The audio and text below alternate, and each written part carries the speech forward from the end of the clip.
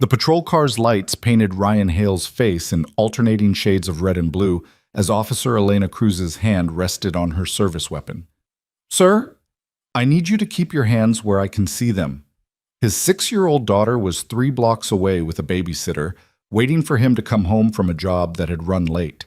Ryan's heart hammered as he raised his palms slowly, the smell of sawdust still clinging to his work shirt.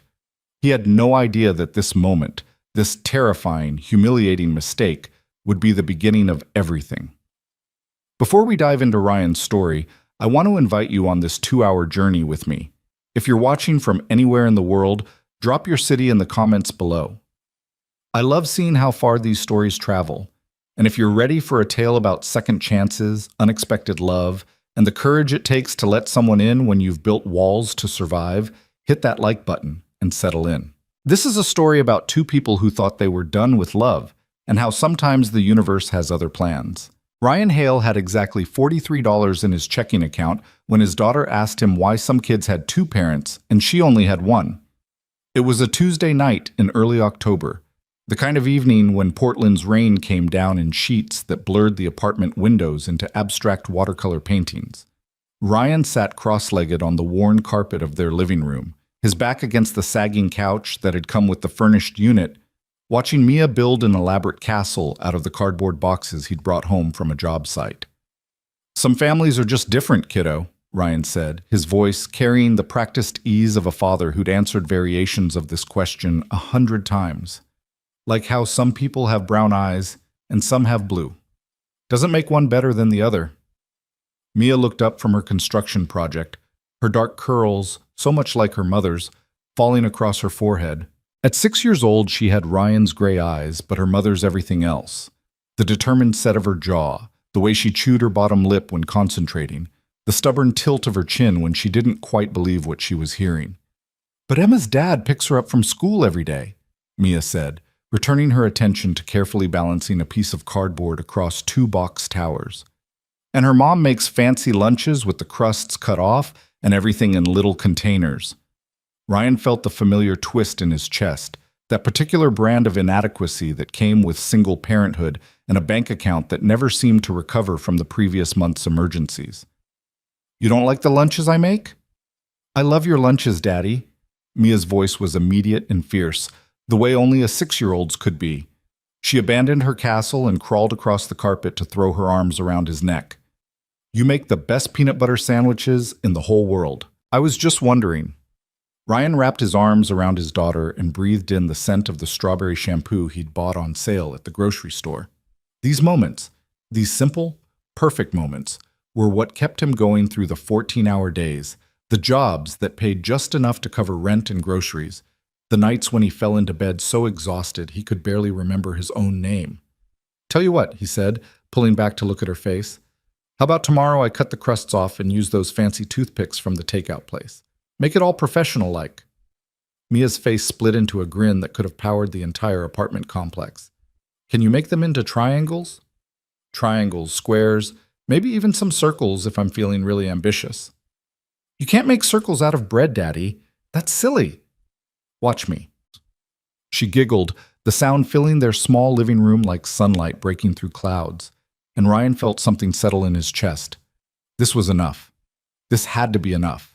Because wanting more, wanting a partner, wanting help, wanting someone to share the weight of being everything to this tiny human who depended on him for literally everything, that was a luxury he couldn't afford.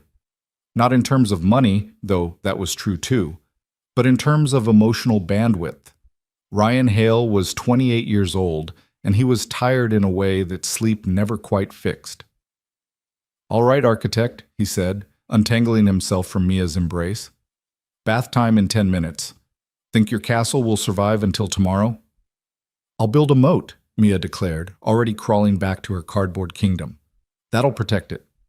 Ryan pushed himself up from the floor, his knees protesting in a way that made him feel twice his age. The apartment was small, a 1-bedroom that he'd converted into a 1.5 by hanging a curtain to section off a corner for Mia's bed and dresser. His own mattress lived in the living room, folded against the wall during the day to create more space.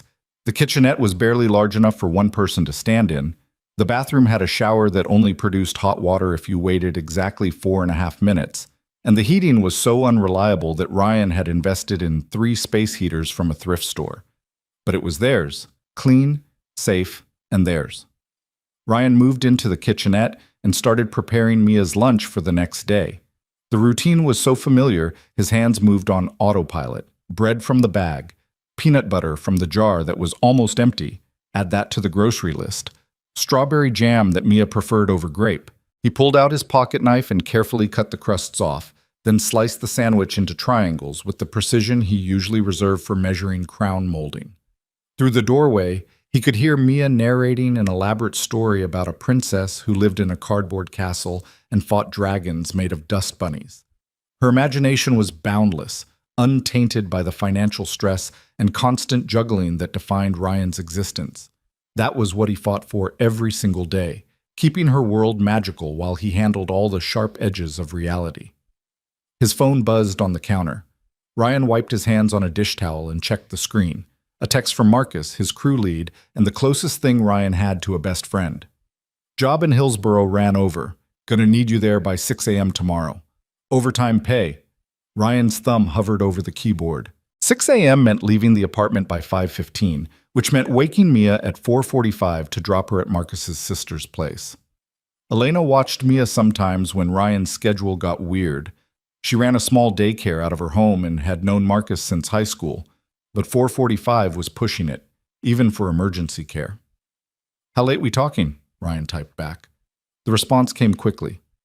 "Probably till 7 or 8 p.m. Client's a lawyer, wants the whole basement finished before some big party this weekend.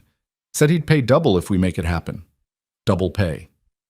Ryan did the math in his head.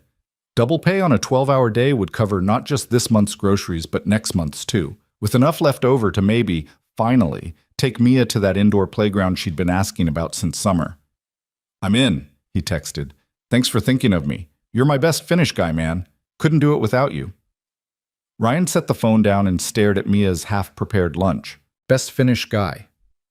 At 28, he'd somehow become the person contractors called when they needed crown molding that looked like it had been installed by someone who actually cared, when they needed baseboards that met at perfect 45-degree angles, when they needed someone reliable who showed up on time and didn't cut corners.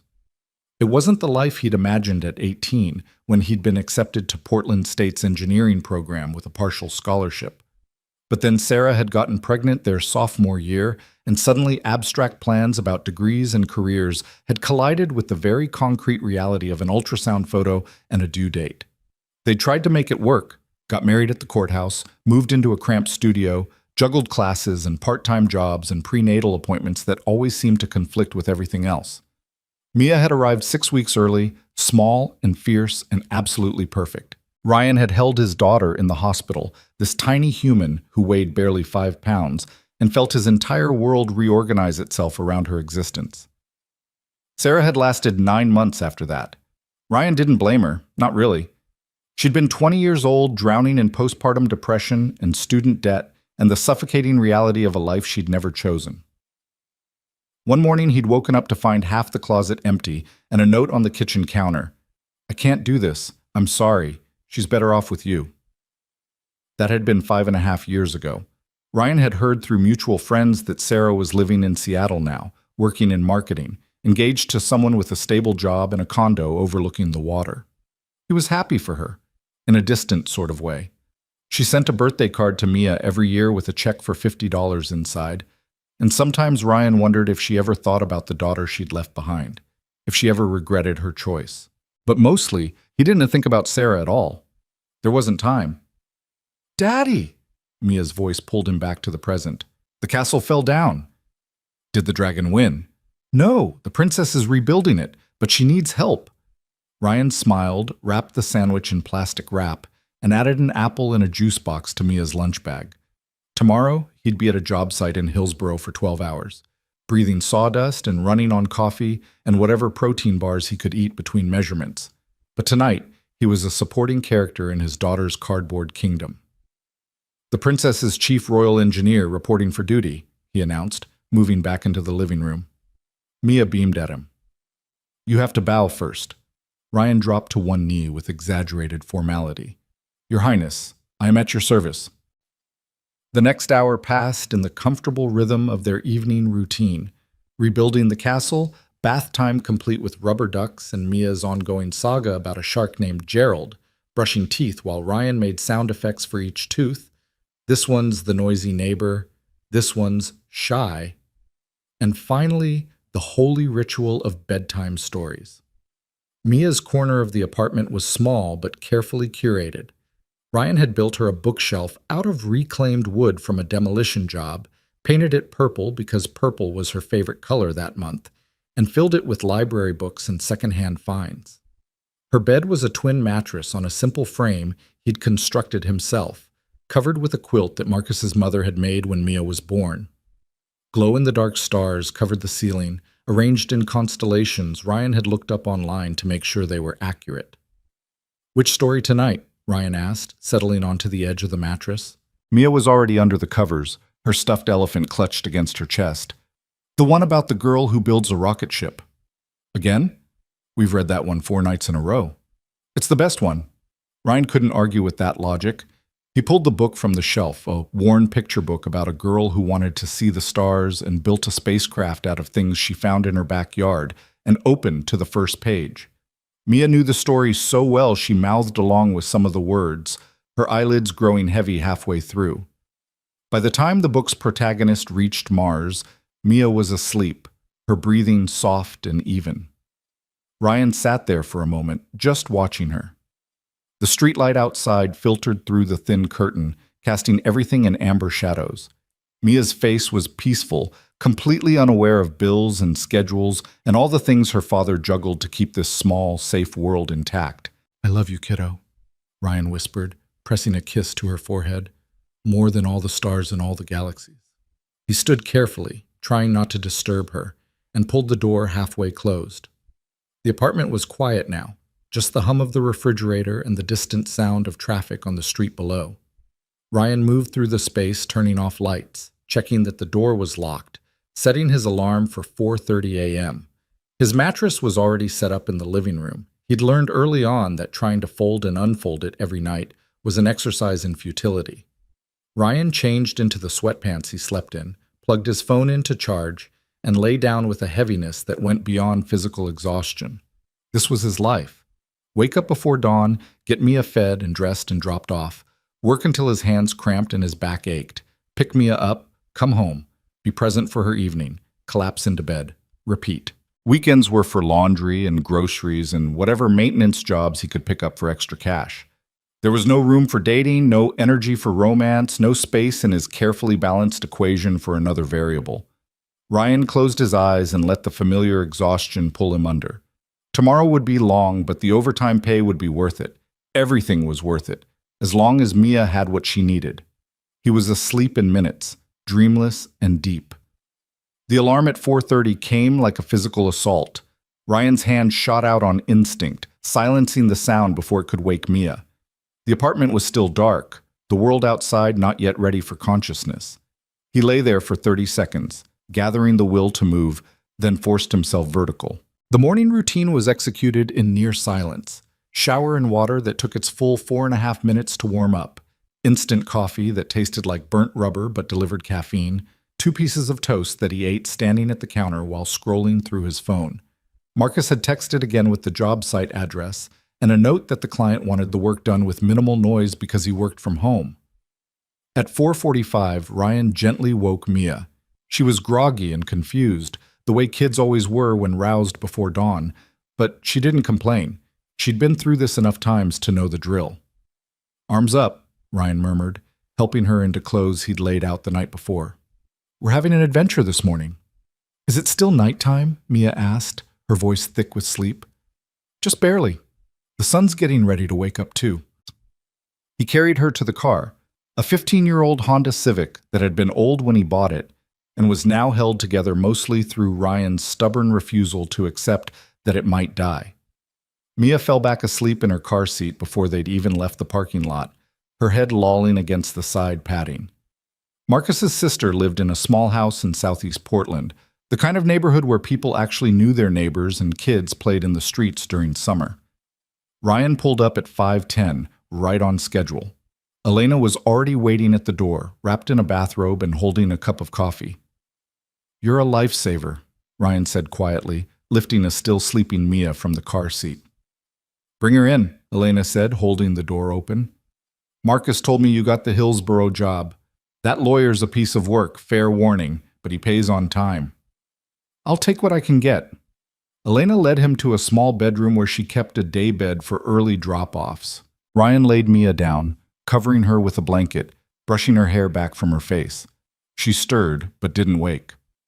"I'll pick her up by 8:30 tonight," Ryan said, following Elena back to the living room. "Maybe 9 if traffic's bad. Whenever you get here, you know I don't mind." "I know, but I owe you dinner or something. You've been watching her a lot lately." Elena waved him off. "Marcus pays me. And anyway, Mia's a sweetheart, easiest kid I've got most days." Ryan wanted to argue, wanted to insist that he needed to do something more to show his appreciation, but Elena was already ushering him toward the door with the practiced efficiency of someone who'd been running a daycare for a decade. "Go," she said. "Traffic's going to be hell getting to Hillsborough. I'll see you tonight."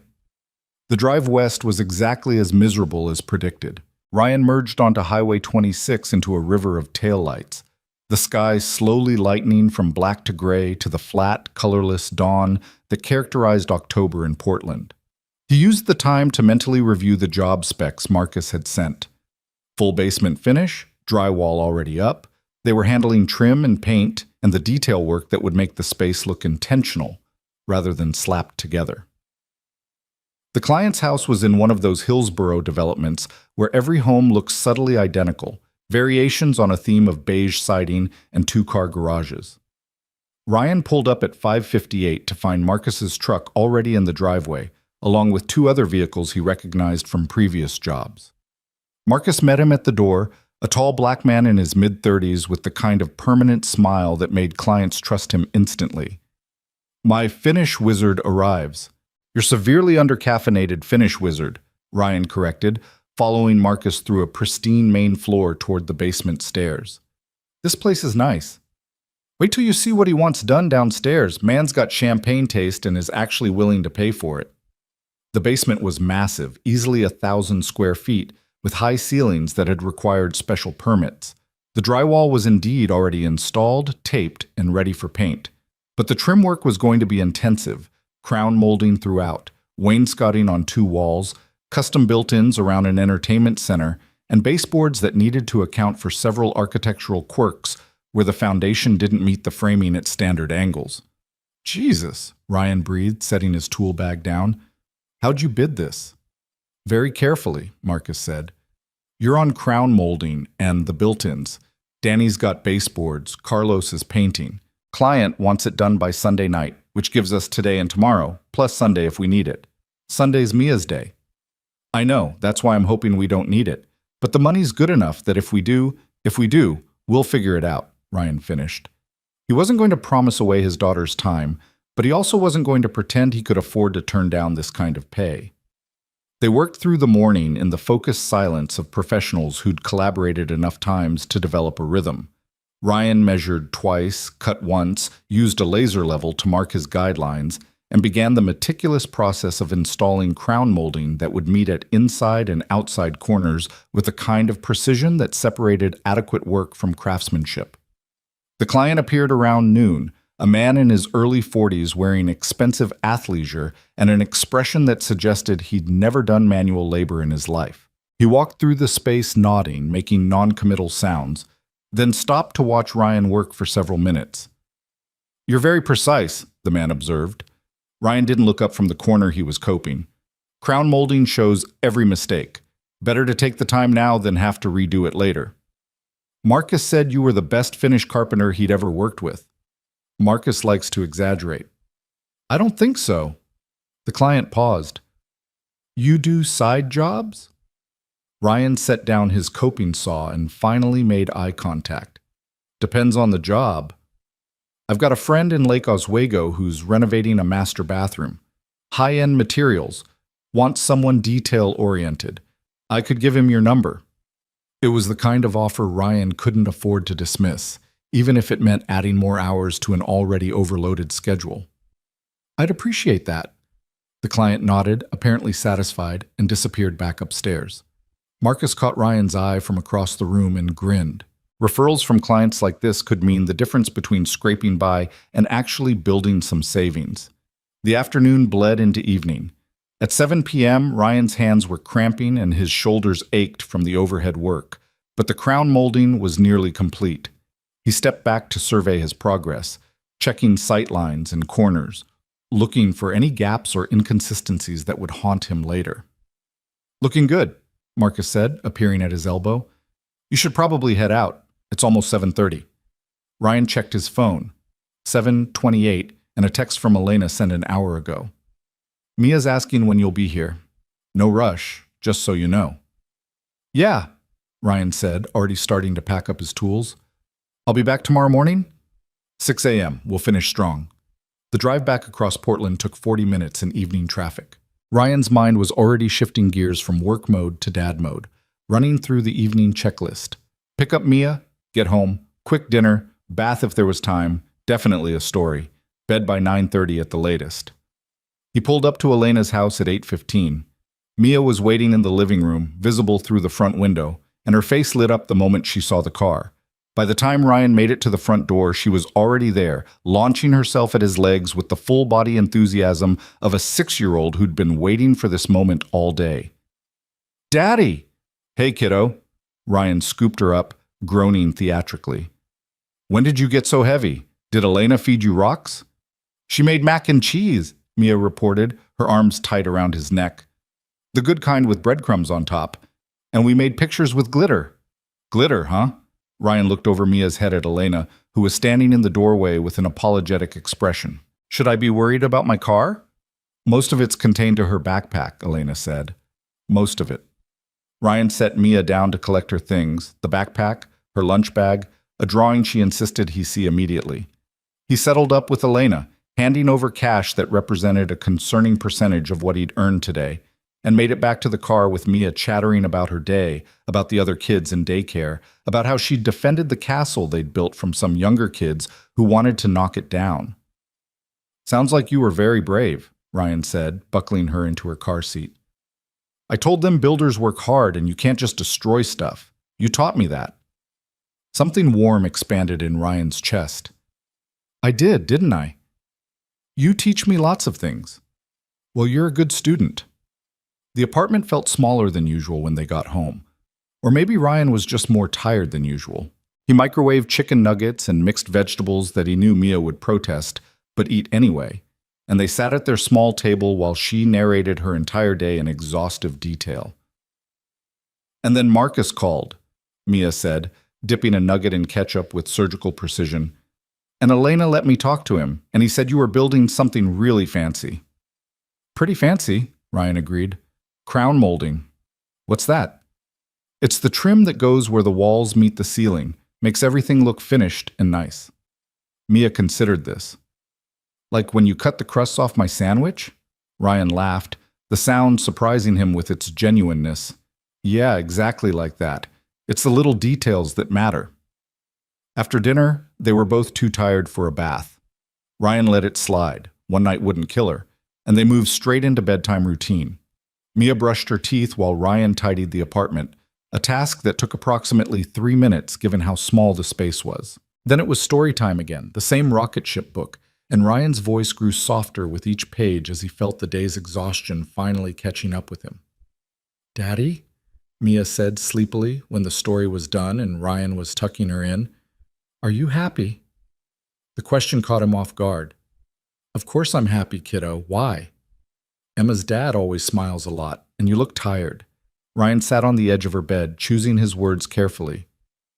"I am tired sometimes, but that doesn't mean I'm not happy. You make me very, very happy." "But wouldn't you be happier if you had someone like Emma's mom, someone to help?" And there it was again, that same vein of questioning from earlier, except now with a sharper edge. Ryan smoothed Mia's hair back from her forehead, his hand gentle. "Listen to me," he said softly. "You and me, we're a team, the best team there is. And yeah, maybe someday there might be someone else who joins our team. But right now, this is perfect. You're perfect. Don't ever think you're not enough, okay? Mia's eyes were already closing. Okay, Daddy. I love you to the moon and back. And to all the stars, she mumbled, the last part of their nightly ritual. Ryan waited until her breathing evened out before standing. He pulled the door half closed and moved through the apartment one more time, making sure everything was ready for another early morning. His phone showed 11:30 p.m. 4:30 would come brutally fast. But as he finally lay down on his own mattress, staring at the ceiling where no glow-in-the-dark stars kept him company, Mia's question echoed in his mind. Wouldn't you be happier? The honest answer was complicated. Would help make things easier? Absolutely. Would it be nice to have another adult to share the burden with, to talk to at the end of long days, to simply exist beside in the quiet moments? Of course. But Ryan had learned the hard way that wanting something and being ready for it were two entirely different things. Dating required time he didn't have. It required emotional energy he'd already allocated to keeping himself and Mia afloat. It required vulnerability and trust and the willingness to let someone into the small, carefully balanced world he'd constructed. And what if it didn't work out? What if Mia got attached to someone who left? What if Ryan opened himself up to that kind of hurt again and couldn't recover this time? No. It was simpler this way. Safer. Just him and Mia against the world, exactly the way it had been for 5.5 years. Ryan closed his eyes and willed sleep to come. Tomorrow was another long day, another chance to prove he could handle this alone. He had no idea that in less than 24 hours, a routine walk home would turn into something that would challenge every wall he'd built, every assumption he'd made about what his life could be.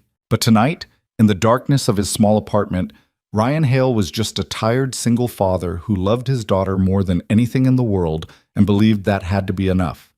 It would have to be enough.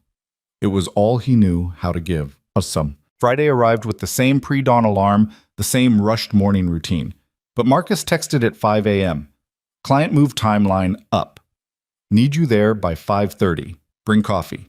Ryan made it to Hillsborough by 5:40, armed with a thermos of terrible instant coffee and the grim determination of someone running on 5 hours of sleep. The work was intense, requiring the kind of focus that made hours disappear. He lost himself in the precision of measuring and cutting, in the satisfaction of joints that met perfectly, in the tangible proof that his hands could create something beautiful out of raw materials. They broke for lunch at 1 p.m. Ryan ate a protein bar in his car and checked his phone to find a message from the Lake Oswego client the homeowner had mentioned. Got your number from Jeff Paulson, interested in discussing a bathroom reno. Available for a site visit Sunday afternoon? Sunday. Mia's day. The day they usually spent at the park, or the library, or just being lazy together at home. Ryan stared at the message for a long moment, then typed back. What time Sunday? 2 p.m. Work? He could make that work. Take Mia to the park in the morning, do the site visit in the afternoon, be back by dinner. It would be tight, but the potential income from a Lake Oswego bathroom renovation could cover 2 months of rent. 2 p.m. works. Send me the address. When they finally wrapped for the day at 7:30 p.m., Ryan's entire body ached with the particular soreness that came from overhead work. But the basement looked incredible. The crown molding created clean lines that made the space feel intentional and expensive, exactly what the client had paid for. We'll finish tomorrow, Marcus said, clapping Ryan on the shoulder. But seriously, man, beautiful work. This is the kind of stuff that gets people talking. Ryan just nodded, too tired for words. He made it to Elena's by 8:15 again, collected a delighted Mia who insisted on showing him a painting she'd made of their apartment, and drove home through Friday night traffic with his daughter singing along to pop songs on the radio. The weekend stretched ahead with its usual list of obligations: laundry, groceries, the Lake Oswego site visit, and whatever precious free time he could carve out to actually spend with Mia. Just another week in the life of Ryan Hale, single father and Finnish carpenter, too busy surviving to think about what else life might offer. He had no way of knowing that the following evening, walking home from a hardware store run after Mia was asleep, and the babysitter was watching TV in his living room, his carefully constructed world was about to tilt on its axis. No way of knowing that red and blue lights were about to change everything. The hardware store run should have taken 15 minutes. Ryan needed wood glue and sandpaper for a side project he'd promised to finish over the weekend, a small bookshelf for one of Marcus's regular clients. Simple stuff. In and out. But the store's card reader had malfunctioned, forcing everyone to pay cash, and Ryan had to wait while the teenager behind the counter counted out change with the speed of continental drift. By the time he made it back outside, the October evening had fully surrendered to darkness, and a light rain had started to fall. Ryan pulled his jacket hood up and started the walk back to his apartment. It was only 6 blocks, and he'd left Mia with Mrs. Chen from 3B, a retired teacher who sometimes babysat when Ryan needed to run quick errands.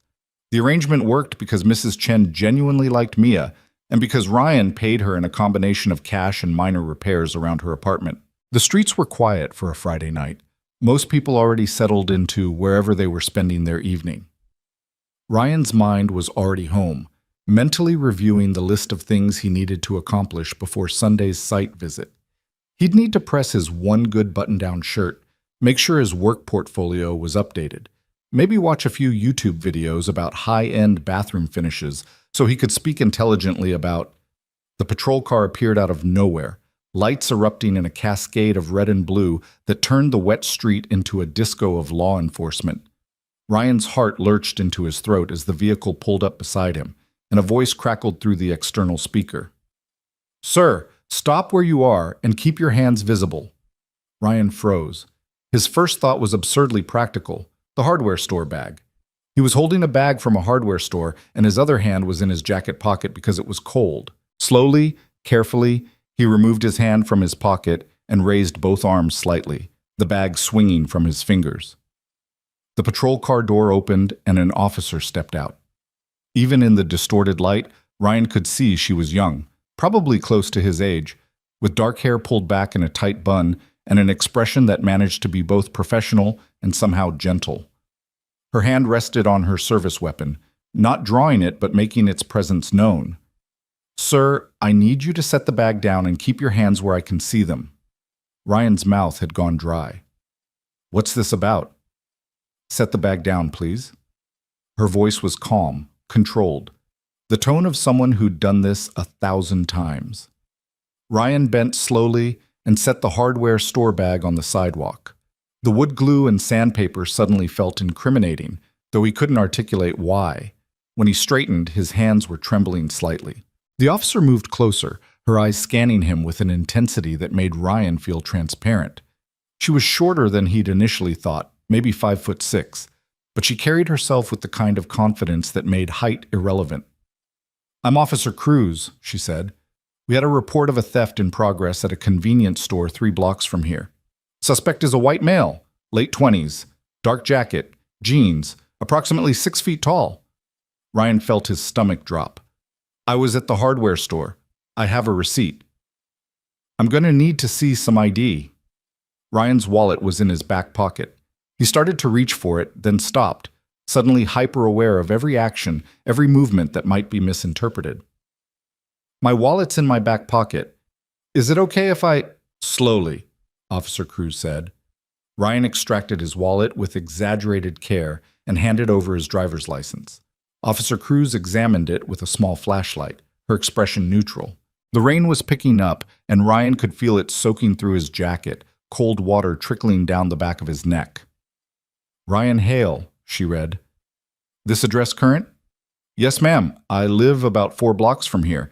I was just grabbing supplies from the hardware store and heading home." "You said you have a receipt?" Ryan gestured toward the bag on the ground. "It's in there." Officer Cruz crouched and carefully opened the bag, extracting the receipt and examining it with the same thorough attention she'd given his ID. Ryan watched her, trying to read her expression and finding nothing. She was good at this, he realized, good at being unreadable. After what felt like an hour but was probably less than 2 minutes, Officer Cruz straightened and handed his license back. "The timing doesn't match. The robbery was called in 8 minutes ago, and this receipt is time-stamped from 23 minutes ago." Ryan felt the tension in his shoulders ease slightly. "So I can go?" But Officer Cruz didn't move. She was studying him now with an expression that had shifted from professional assessment to something Ryan couldn't quite identify. Curiosity, maybe. Or calculation. "You live alone?" she asked. The question was so unexpected that Ryan almost laughed. "What?" "It's just—" Officer Cruz paused, and for the first time, her professional mask slipped slightly. "This is going to sound strange, but you're not married, right? No ring, no mention of a partner when you said you were heading home." Ryan's confusion was complete. "I don't understand what that has to do with—" "Nothing. It has nothing to do with the stop." Officer Cruz seemed to be having an internal argument with herself. "Look, I stopped you because you matched a description. You've been cleared, but I'm going to be completely unprofessional for about 30 seconds, and then you can file a complaint about me if you want." "A complaint about what?" Officer Cruz took a breath, and Ryan saw the exact moment she made whatever decision she was wrestling with. "Are you single?" The question hit Ryan like a physical thing. He actually took a step backward, nearly slipping on the wet pavement. "I'm sorry, what?" "I'm asking if you're seeing anyone, dating, involved, whatever term you prefer." Officer Cruz's cheeks had flushed slightly, visible even in the artificial light. "Because I just pulled you over for matching a suspect description, which was clearly my mistake, and I'd like to buy you coffee as an apology. If you're not involved with anyone, which is absolutely not protocol and definitely something I could get reprimanded for, so feel free to say no and forget this entire conversation happened." Ryan's brain had stalled out somewhere around "buy you coffee." He was standing on a street corner in the rain, soaking wet, having just been stopped by police, and now said police officer was asking him out. The absurdity of it all made him wonder if he'd fallen asleep on his mattress, and this was some kind of stress-induced fever dream. "I have a daughter," Ryan heard himself say. Officer Cruz's expression shifted. "Oh, you're married." "No, single, but I have a 6-year-old daughter." "Okay." Officer Cruz seemed to be processing this information, recalibrating. "Does that mean no to coffee, or—" "Why are you asking me this?" Ryan interrupted. The question came out more bewildered than confrontational. "You pulled me over. You thought I was a robbery suspect. This doesn't happen." "I know it doesn't happen. Trust me. I know." Officer Cruz ran a hand over her face, and Ryan caught a glimpse of something beneath the professional composure. Exhaustion, maybe. Or the same kind of loneliness he saw in his own mirror every morning. "I'm going to be honest with you, Ryan. Can I call you Ryan?" "Sure." "I've been a cop for 7 years. I've pulled over hundreds of people. I have never, ever asked anyone out during a traffic stop or any other professional interaction. But you seemed genuinely terrified when I stopped you, not angry or defensive or any of the things people usually are. And when you talked about heading home, you sounded like someone who actually had something to go home to, not just an empty apartment and a TV dinner. Which is stupid reasoning, I know, but it made me think maybe you're the kind of person who doesn't play games or waste time, and I'm really tired of games and wasted time." Ryan stood there, rain running down his face, trying to reconcile this speech with the controlled professional who'd stopped him 5 minutes ago. Officer Cruz looked equally surprised by her own words, as if they'd escaped without permission. "I should go," Ryan said finally. "My daughter's with a babysitter, and I told her I'd only be 20 minutes. "Right, of course." Officer Cruz stepped back, her professional mask sliding into place like a shield. "I apologize for the stop and for the inappropriate request. You're free to go." Ryan picked up his hardware store bag. His hands were still shaking, but now he couldn't tell if it was from the adrenaline of being stopped or from something else entirely. He made it 3 steps before stopping and turning back. Officer Cruz was already at her patrol car, hand on the door handle. "Coffee," Ryan called out. She turned. "What?" "You said coffee, as an apology." Ryan had no idea what he was doing, what he was thinking, why words were leaving his mouth without consulting his brain first. "When were you thinking?" Officer Cruz's expression transformed. Not quite a smile, but something close. Something that suggested she knew how to smile but had forgotten the mechanics. "When do you have free time?" "I don't. But Sunday afternoon I have a site visit in Lake Oswego at 2. I could do 11 a.m. maybe?" There's a cafe near my apartment that doesn't completely suck. Grounds on Morrison. You know it? I patrol this neighborhood 4 nights a week. I know every coffee shop within a 6-block radius. Officer Cruz pulled out her phone. Give me your number. Ryan recited it, watching as she typed it in. His phone buzzed a moment later with a text. This is Officer Cruz. Elena. My name's Elena. Elena, Ryan repeated, the name feeling strange in his mouth, foreign and familiar at once. Sunday at 11, Elena said. Grounds on Morrison. I'll be the one not in uniform. And I'll be the one trying to remember how normal people have conversations that don't start with being suspected of robbery. That got an actual smile, brief but genuine. Fair enough. Go home to your daughter, Ryan. Ryan nodded and started walking. He made it half a block before his legs started feeling unsteady, and he had to stop and lean against a building. His phone was still in his hand, Elena's text still on the screen. He stared at it, trying to process what had just happened. A police officer had stopped him, had asked him out, had looked at him with an expression that suggested she understood exactly what it was like to be tired in a way that sleep didn't fix. And he'd said yes to coffee, which was insane, because he didn't date. He didn't have time to date. He didn't have the emotional bandwidth to date. But he'd said yes anyway. Ryan pushed off from the building and continued home, his mind churning. Mrs. Chen would be wondering where he was. Mia would be asleep or close to it. The bookshelf wouldn't build itself. Sunday's site visit required preparation. The list of practical concerns was endless, each one a perfectly valid reason to text Elena back and cancel, to explain that he'd made a mistake, that his life didn't have room for this kind of complication. By the time he reached his apartment building, Ryan had composed and deleted 17 different texts. He settled on nothing, climbing the stairs to 3B in silence. Mrs. Chen opened the door before he could knock. There you are. I was about to call. Sorry, I got held up. Ryan couldn't quite meet her eyes, afraid that what had just happened was somehow written on his face. How was Mia? Perfect angel, as always. Asleep about 20 minutes ago. Mrs. Chen gathered her knitting bag and sweater. You look rattled. Long day. Mrs. Chen's expression suggested she didn't quite believe him, but she didn't press. Same rate as usual? Ryan handed over cash and watched her shuffle toward the stairs. Then he let himself into his apartment, moving quietly through the darkened space. Mia's corner was peaceful, her breathing soft and even, one arm thrown over her stuffed elephant. Ryan changed out of his wet clothes and sat on his mattress, phone in hand. Elena's text was still there, still real. He typed, "Thanks for not arresting me." The response came 30 seconds later. "Thanks for not filing a complaint about harassment. Is it harassment if I said yes? Legally, no. Professionally, probably." Ryan found himself smiling at his phone, which was ridiculous. He was 28 years old, not a teenager with a crush. But there was something about the directness of Elena's texts, the way she didn't hide behind emojis or games, that felt refreshing. "See you Sunday," he typed. "Sunday," she confirmed. Then, after a pause, "For what it's worth, I really am sorry about stopping you."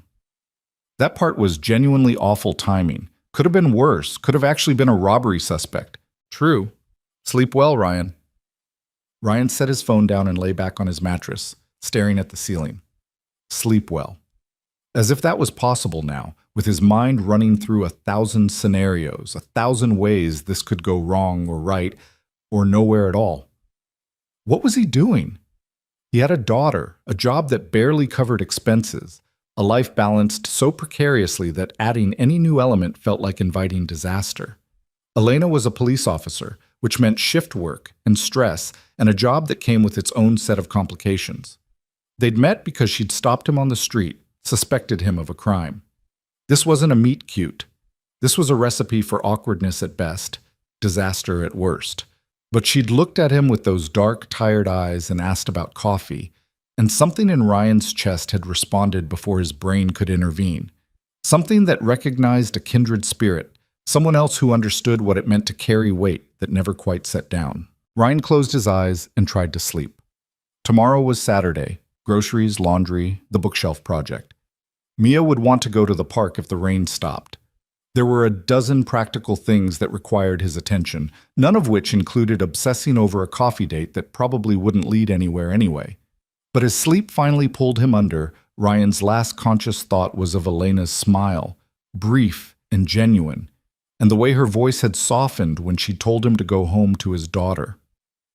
Saturday morning arrived with Mia bouncing on Ryan's mattress at 7:30, her hair a wild tangle, and her voice bright with the kind of energy only children possessed before 9 a.m. "Daddy, it stopped raining. Can we go to the park? Please, please, please." Ryan groaned and pulled the blanket over his head. "What time is it?" "Park time." "That's not a real time." Mia tugged the blanket down, her face inches from his. "Please?" There was no universe in which Ryan could resist that expression.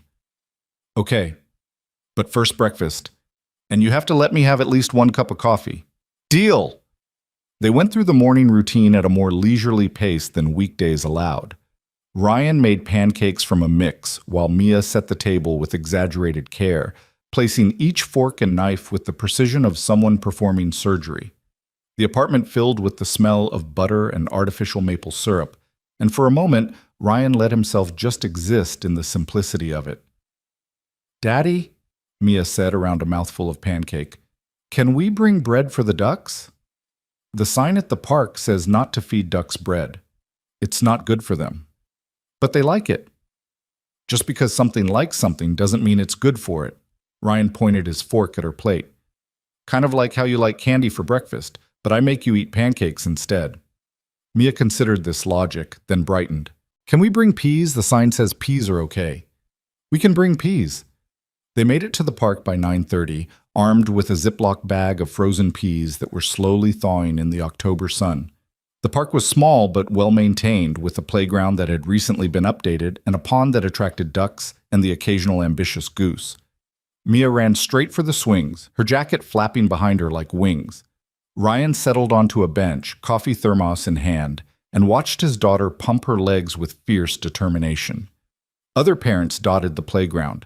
Mostly mothers, Ryan noticed, though there was one dad pushing a toddler on the baby swings and looking like he might fall asleep standing up. His phone buzzed. A text from Marcus. "How'd the hardware run go last night?" Ryan hesitated, then typed, "Got the stuff. Also got stopped by cops." The response was immediate. "What? Wrong place, wrong time. Matched a suspect description. Got cleared. Jesus, man. You okay?" Ryan thought about Elena's smile, about coffee on Sunday, about the way his stomach had flipped when she'd asked if he was single. "Yeah, I'm okay." He spent the next 2 hours at the park, pushing Mia on the swings, helping her across the monkey bars, and supervising the great duck feeding expedition that resulted in every duck in the pond converging on them like a feathered mob. Mia was delighted. Ryan was pretty sure they'd violated at least 3 park regulations. By noon, they were both tired and hungry. Ryan stopped at a grocery store on the way home, Mia riding in the cart and helping by adding items she deemed essential. Cookies, more cookies, a magazine about horses, and a small succulent plant she insisted needed rescuing. "We can't save every plant in the store, kiddo." "But this one's looking at me." Ryan looked at the succulent. It was objectively not looking at anything. It was a plant. But Mia's expression was so earnest that he found himself adding it to the cart anyway, along with the actual groceries they needed. Back at the apartment, they had grilled cheese for lunch and spent the afternoon in comfortable domesticity. Ryan worked on the bookshelf while Mia played with her castle and narrated increasingly elaborate stories involving princesses, dragons, and apparently now a magical plant that could grant wishes. His phone stayed silent. No texts from Elena. Ryan told himself that was normal, that they'd agreed to Sunday, and there was no reason for her to reach out before then. But he still checked his phone more often than usual, feeling absurd each time. Evening came with its usual routines: dinner, bath, stories. But when Ryan tucked Mia in, she looked up at him with those gray eyes that were so much like his own and asked, "Are you happy, Daddy?" It was the second time she'd asked that question in a week. Ryan sat on the edge of her bed, choosing his words carefully. "What makes you ask that?" "You smiled a lot today, more than usual." Ryan felt his chest tighten. How was his 6-year-old so perceptive? I'm always happy when I'm with you. I know, but today you seemed happy. Like something good happened. Something good did happen. I got to spend the whole day with my favorite person in the world. Mia giggled, but her expression remained serious. Is it okay if other things make you happy too? Not just me? Of course it is. Why would you think otherwise? Because you work a lot and then come home and you're tired and we do our stuff and that's it. You don't really do other things. Ryan smoothed her hair back from her forehead, his throat tight. Would it bother you if I did other things sometimes? Like what? I don't know. Maybe have coffee with a friend or take a break to do something just for me. Mia was quiet for a moment, thinking. Then, Emma's dad plays basketball on Saturdays. Her mom says it's important for him to have his own time. Emma's mom sounds smart. So you should have your own time too. Maybe I should. Ryan kissed her forehead. But right now my time is reading you a story. What'll it be tonight? The rocket ship one. Again? It's still the best one. Ryan read the familiar story, his voice soft in the dimness of Mia's corner. By the time the cardboard rocket reached Mars, she was asleep, one hand curled around her elephant's trunk. Ryan stayed for a moment, just watching her breathe, this small, perfect human who somehow understood that he needed permission to be something beyond her father. Sunday morning arrived with anxiety Ryan hadn't expected. The site visit in Lake Oswego wasn't until 2, and coffee with Elena was at 11, which left the morning free for last-minute panic about both events. He'd laid out clothes the night before, his good jeans and a button-down shirt that was professional enough for the client meeting but casual enough for coffee. His work portfolio was updated, his phone charged, his thermos filled. Everything was prepared except his mental state. You look fancy, Mia observed over breakfast. Is it for your work thing? Partly. What's the other part? Ryan added milk to his coffee, not meeting her eyes. I'm meeting someone for coffee first. A friend. What friend? A new friend. Mia's eyes went wide. Like a date friend? How do you even know about dates? You're 6. Emma talks about dates. Her mom goes on dates sometimes with her dad. They call it date night. Ryan set his coffee down. This conversation was veering into territory he hadn't prepared for.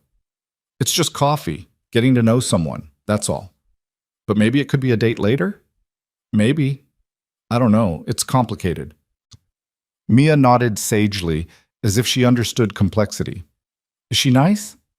I think so. I only met her for a few minutes. What's her name? Elena. That's a pretty name? Mia took a bite of cereal, chewing thoughtfully. You should bring her flowers. Emma's dad always brings flowers. I'm not bringing flowers to a coffee shop, kiddo. Why not? Because showing up to a first meeting with flowers felt presumptuous and overeager, and like something from a romantic comedy rather than real life. But Ryan didn't say that. Instead, because it's just coffee, low-key, casual. Mia shrugged, apparently satisfied. Okay, but if you like her, you should tell her. That's what the princess does in my stories. I'll keep that in mind. At 10:45, Ryan left Mia with Mrs. Chen again, promising he'd be back by 1:30 at the latest. The walk to Grounds on Morrison took 12 minutes, leaving him 3 minutes early and suddenly unsure whether arriving early made him seem eager or punctual. Elena was already there.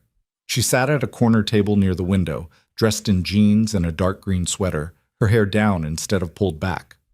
Without the uniform and the authority it carried, she looked younger, more uncertain. Human in a way the officer from Friday night hadn't quite been. Ryan's heart was doing something complicated in his chest. He took a breath and walked over. Hey! Elena looked up and something in her expression eased. Relief, maybe. Hey, you came. You thought I wouldn't? Wasn't sure. Figured you might wake up and realize accepting a coffee invitation from a cop who stopped you on the street was moderately insane. Ryan sat down across from her. I considered it, but I've done crazier things. Like what? Like agreeing to become a single parent at 22. That got a small smile. How'd that go? Still figuring it out, but she's 6 now, so I must be doing something right. A barista appeared at their table, and they ordered black coffee for Ryan, a latte for Elena. The silence that followed wasn't quite awkward, but it carried the weight of two people who'd agreed to this meeting without really knowing what they were agreeing to. "So," Elena said finally, "this is weird, right? This is objectively weird." "Extremely weird," Ryan agreed. "I've never done this before." "Done what? Coffee?" "Dated. Not since—" He paused, unsure how much to share. "Not since my daughter's mom left. That was 5.5 years ago." Elena's expression shifted. Not pity, exactly. Something closer to understanding. "That's a long time." "Yeah, what about you?" The barista returned with their drinks, giving Elena a moment before she had to answer. She wrapped her hands around her mug, steam rising between them. "I was married," she said quietly. "My husband died 4 years ago. Firefighter. Structure fire went wrong." Ryan felt his chest constrict. Suddenly, the weariness he'd seen in Elena's eyes made terrible sense. "I'm sorry." "Thank you." Elena took a sip of her latte, her gaze distant. "I haven't really dated since. Tried a few times, but it always felt like I was just going through motions, like I was performing being ready instead of actually being ready. And now? Now I'm still not sure I'm ready, but I stopped you on Friday and you looked terrified, and somehow that made you seem real in a way most people don't. Does that make sense?" "Actually, yeah, it does." They talked for the next hour, the conversation flowing with surprising ease once they got past the initial weirdness. Elena told him about her 7 years on the force, about why she became a cop after losing her husband instead of running from anything related to public service. Ryan talked about construction, about the satisfaction of building things with his hands, about how fatherhood had rearranged his entire understanding of what mattered. "What's your daughter like?" Elena asked. Ryan's whole face changed when he smiled. "Smart. Too smart sometimes. She asks questions I don't have answers for. Like yesterday, she asked if I was happy." "What'd you tell her?" "That she makes me happy," which is true. But she called me on it, basically said it was okay if other things made me happy too. Sounds like she's giving you permission. "I think she is," which is absurd because she's 6. "Maybe she sees something you don't." Ryan checked his phone, 12:40. Almost time to leave for Lake Oswego. The realization hit with a strange disappointment. He wasn't ready for this to end. "I have to go," he said reluctantly. "Site visit." "Right. You mentioned." Elena stood when he did, and they faced each other in the cafe with the awkwardness of two people navigating uncharted territory. "This was nice." "Yeah, it was." "So do we. Should we do this again?" Ryan thought about Mia's words. "You should tell her." "I'd like to, if you would." "I would." Elena pulled out her phone. "Next week?" "I'm off Thursday evening." "Thursday works." They exchanged a few more texts to confirm details, and then Ryan was heading toward his car, his mind already split between the client meeting ahead and the hour he'd just spent learning about Elena Cruz. About how she took her coffee with exactly 2 sugars, how she'd wanted to be a lawyer before her husband died and becoming a cop felt like the only way to survive grief, how she lived alone in a condo with a balcony she never used because it reminded her too much of plans that would never happen. The Lake Oswego meeting went well. The client was impressed with Ryan's portfolio and wanted him to start the following week. The pay was exactly as good as anticipated, which meant Ryan could stop holding his breath every time an unexpected expense appeared. But as he drove back through Portland traffic, his mind kept returning to the cafe, to Elena's careful smile, to the way she'd understood without judgment what it meant to be not quite ready, but trying anyway. His phone buzzed at a red light. A text from Elena. "Thanks for coffee and for not being weird about the whole dead husband thing." Ryan typed back. "Thanks for not being weird about the whole single dad raising a kid alone thing. We're quite a pair." "Yeah, we really are." When Ryan picked up Mia from Mrs. Chen, his daughter took one look at his face and announced, "You like her." "What?" "Elena, you like her. You're smiling the happy way again." Ryan couldn't even deny it. "Maybe I do." "Oh, good," Mia said matter-of-factly, taking his hand as they walked to their apartment. "You should be happy more." That night, after Mia was asleep and the apartment was quiet, Ryan lay on his mattress thinking about the risk he was taking, about how letting someone in meant vulnerability, meant the possibility of hurt, meant complicating the careful balance he'd maintained for years. But he was tired of just surviving, tired of coming home to silence, tired of believing that what he had was all he deserved. Elena had looked at him like she understood, like she was tired too, and maybe that was enough to start with, two tired people choosing to try anyway. Ryan closed his eyes and let himself imagine what Thursday might bring, what small steps forward might look like, what it might mean to finally believe that wanting more wasn't selfish or dangerous or impossible, just maybe possible after all. Thursday arrived wrapped in the kind of cold November rain that made Portland feel like it existed underwater. Ryan spent the day at the Lake Oswego bathroom renovation, pulling out old tile and making notes about plumbing that would need professional attention before he could start the finish work. His hands were raw by lunch, his back aching from the awkward angles, but the client had already paid half up front, and that money was currently sitting in Ryan's account like a small miracle. Marcus called around 3. "How's the fancy bathroom coming?" "Slow. They want heated floors, which means I need to coordinate with an electrician." "You sound stressed." "I'm fine." "You sure? Because you've been weird all week, distracted. You measured the same piece of trim 3 times yesterday." Ryan wiped dust from his face with the back of his hand. "I've got a thing tonight." "What kind of thing?" "A date thing." The silence on the other end lasted long enough that Ryan checked to make sure the call hadn't dropped. Then Marcus's laugh came through, loud and delighted. "Ryan Hale has a date. Someone alert the media. It's not that big a deal. Brother, you haven't been on a date since Mia was in diapers. This is absolutely a big deal. Who is she?" Ryan hesitated. "A cop." "A cop? How'd you meet a cop?" "She stopped me last Friday. Thought I matched a robbery suspect." Marcus's laughter intensified. "You're telling me you got pulled over and somehow turned that into a date? That's either the smoothest thing you've ever done or the weirdest meet cute in history." "Definitely the second one." "Well, good luck, man. You deserve something good." Ryan ended the call and returned to demolition work, but his mind kept drifting to the evening ahead. Elena had suggested a small Italian place in her neighborhood, somewhere quiet where they could actually talk. Ryan had agonized over what to wear before settling on dark jeans and a sweater that didn't have paint stains. He'd arranged for Mrs. Chen to watch Mia until 9, which felt simultaneously too long and not long enough. At 5:30, he called it a day and headed home. The apartment was chaos when he arrived. Mia had built what appeared to be an entire city out of cardboard boxes and was in the middle of explaining a complex political situation between the box citizens and their neighbors, the throw pillows. "Daddy!" She launched herself at his legs. "You're home early. Got to clean up for tonight, remember?" "Oh yeah, your date with Elena."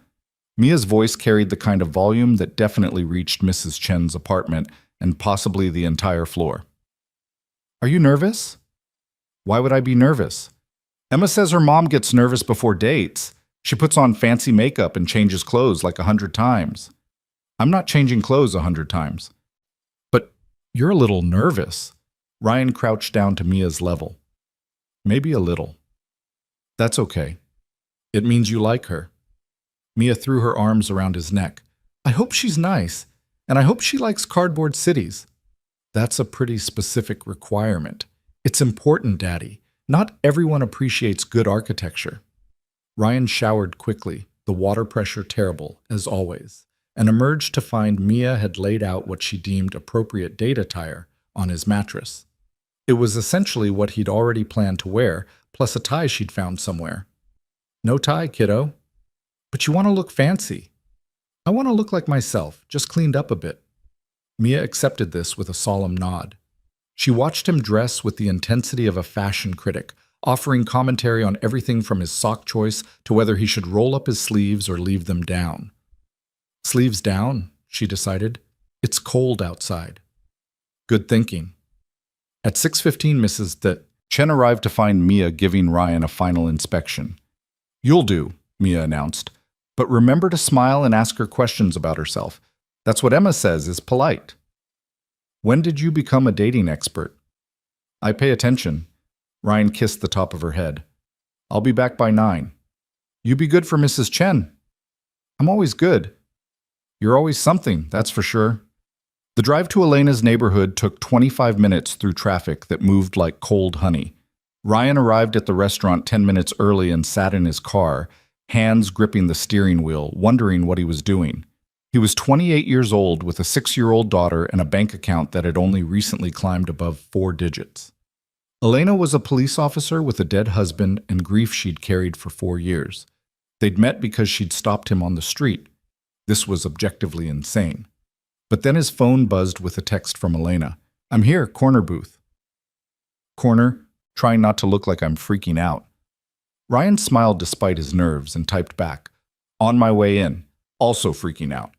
At least we're freaking out together." The restaurant was small and warm, the kind of place that had probably been family-owned for generations. Checkered tablecloths, candles in wine bottles, the smell of garlic and tomato sauce heavy in the air. Elena sat exactly where she'd said, in a corner booth, dressed in a dark blue sweater that made her eyes look almost black. She saw him and waved, the gesture somehow both confident and uncertain. "Hi," Ryan said, sliding into the booth across from her. "Hi." Elena's hands were wrapped around a glass of red wine. "I ordered already. Hope that's okay. I was nervous and needed something to do with my hands."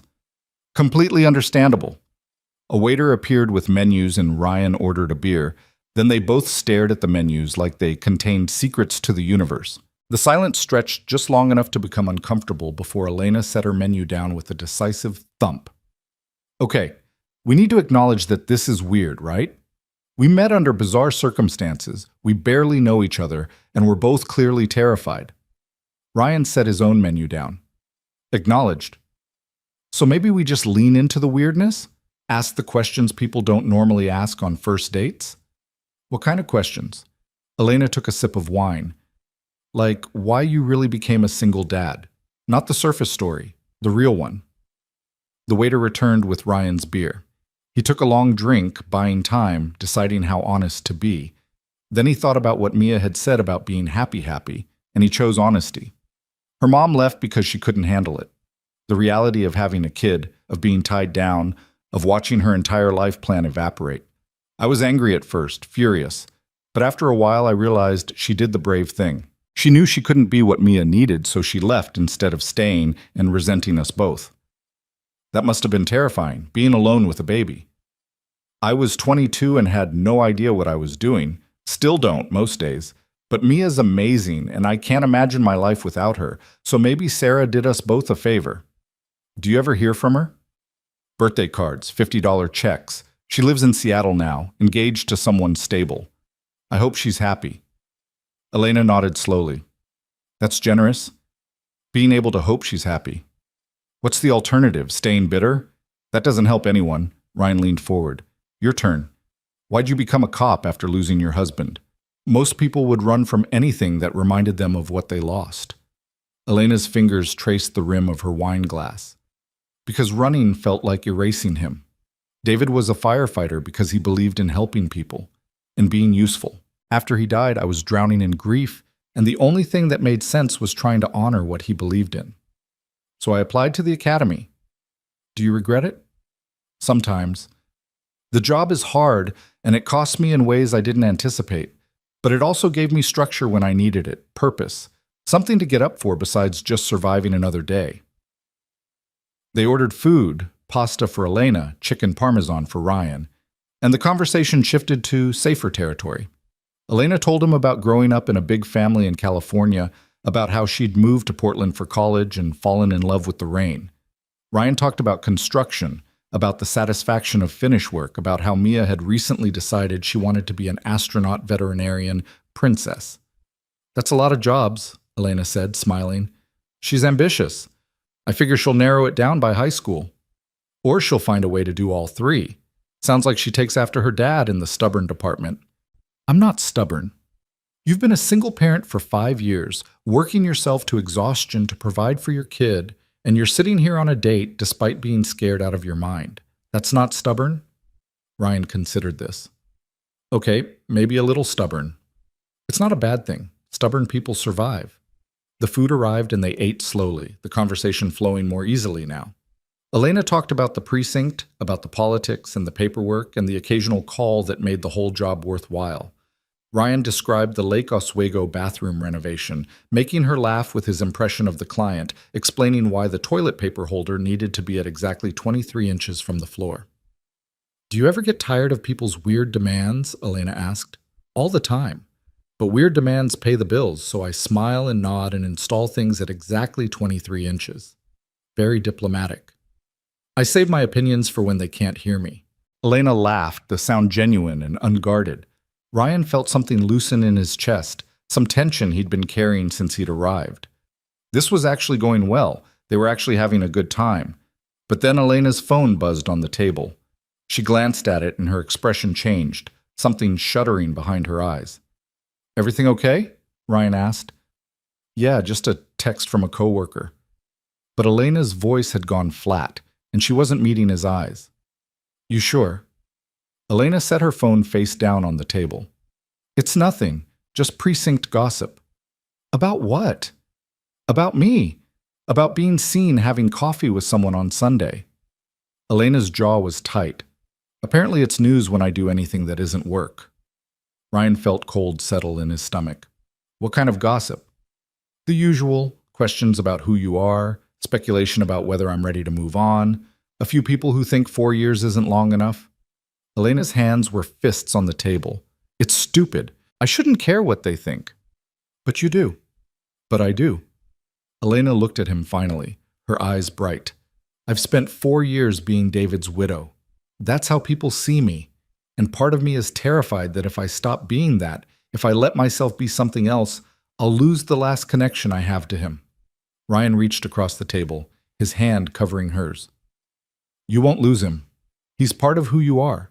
Being happy again doesn't erase that. Logically, I know that, but grief isn't logical. No, it's really not. They sat there in silence, Ryan's hand still on Elena's, the restaurant humming with other people's conversations around them. The waiter approached but seemed to sense the moment and veered away. Finally, Elena turned her hand over, her fingers interlacing with Ryan's. I'm sorry, she said quietly. This is a terrible second date topic. We're leaning into the weirdness, remember? No surface stuff. Still, you didn't sign up for my emotional baggage on a Thursday night. Everyone's got baggage. Mine comes with a 6-year-old and a Honda Civic that might die any day. Yours comes with grief and a job that involves actual danger. We're both carrying stuff. Elena's smile was shaky but present. When did you get so wise? I'm not wise, I'm just tired of pretending everything's fine when it's not. They finished dinner talking about lighter things, favorite movies, embarrassing childhood stories, the ongoing debate about whether Portland's rain was charming or just depressing. But something had shifted between them, some acknowledgement that they were both damaged in their own ways and choosing to show up anyway. Ryan paid despite Elena's protests, and they walked out into the November cold. The rain had stopped, leaving the streets slick and shining under streetlights. I'm parked over there, Ryan said, gesturing vaguely. I'm the other direction. They stood on the sidewalk, neither quite ready to leave. Ryan's heart was doing complicated things again, and he couldn't tell if it was fear or hope or some combination of both. I had a really good time, Elena said. Me too. Even with the awkward grief talk? Especially with the awkward grief talk. It felt real. Elena stepped closer, close enough that Ryan could smell her perfume, something subtle and clean. I want to see you again, but I need to be honest about something. Ryan's stomach dropped. Okay? The gossip at work, it's going to get worse if we keep seeing each other. People are going to have opinions. And I'm not sure I'm strong enough to deal with that and all my own doubts at the same time. So you're saying we should stop? No. I'm saying I'm scared and I don't know what I'm doing and I might be terrible at this, but I want to try anyway. If you're willing to be patient with me. Ryan thought about the past 5 years, about learning to be a father through trial and error, about all the times he'd been terrified and done it anyway. I can be patient. Yeah? Yeah. Elena reached up and kissed him, quick and soft, barely more than a brush of lips, but it sent electricity through Ryan's entire body, made his breath catch in his throat. Thursday next week? She asked, pulling back.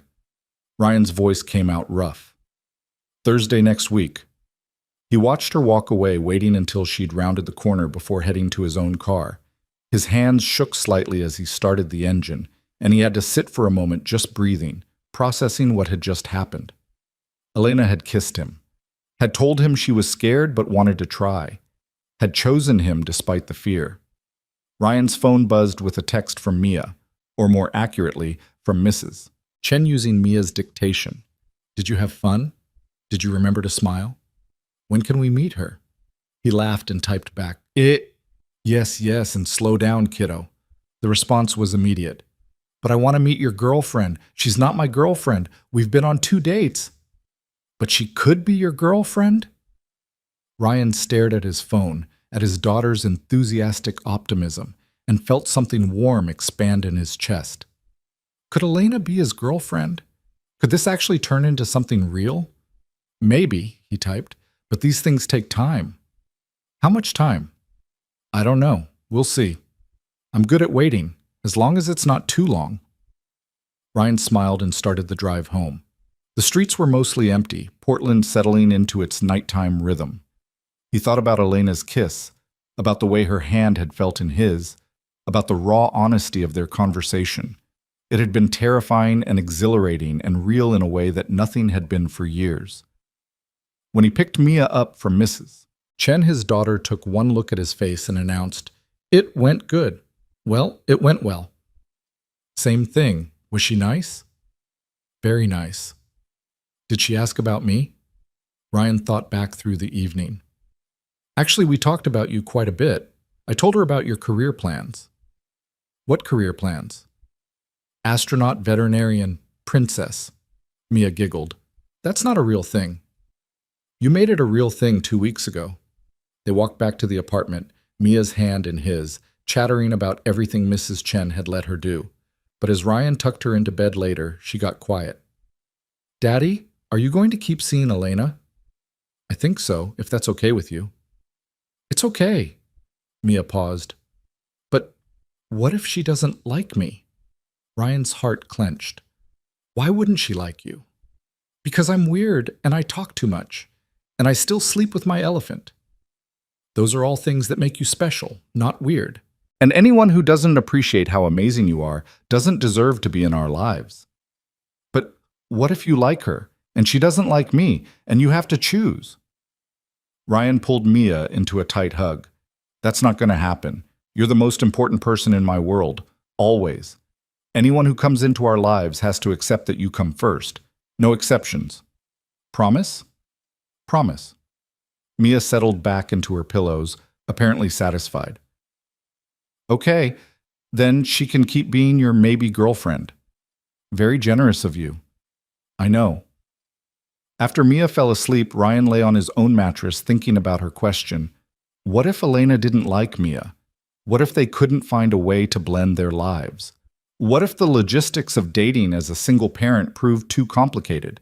But then he thought about Elena's honesty, about how she'd admitted her fears instead of hiding them, about the way she'd kissed him despite being terrified.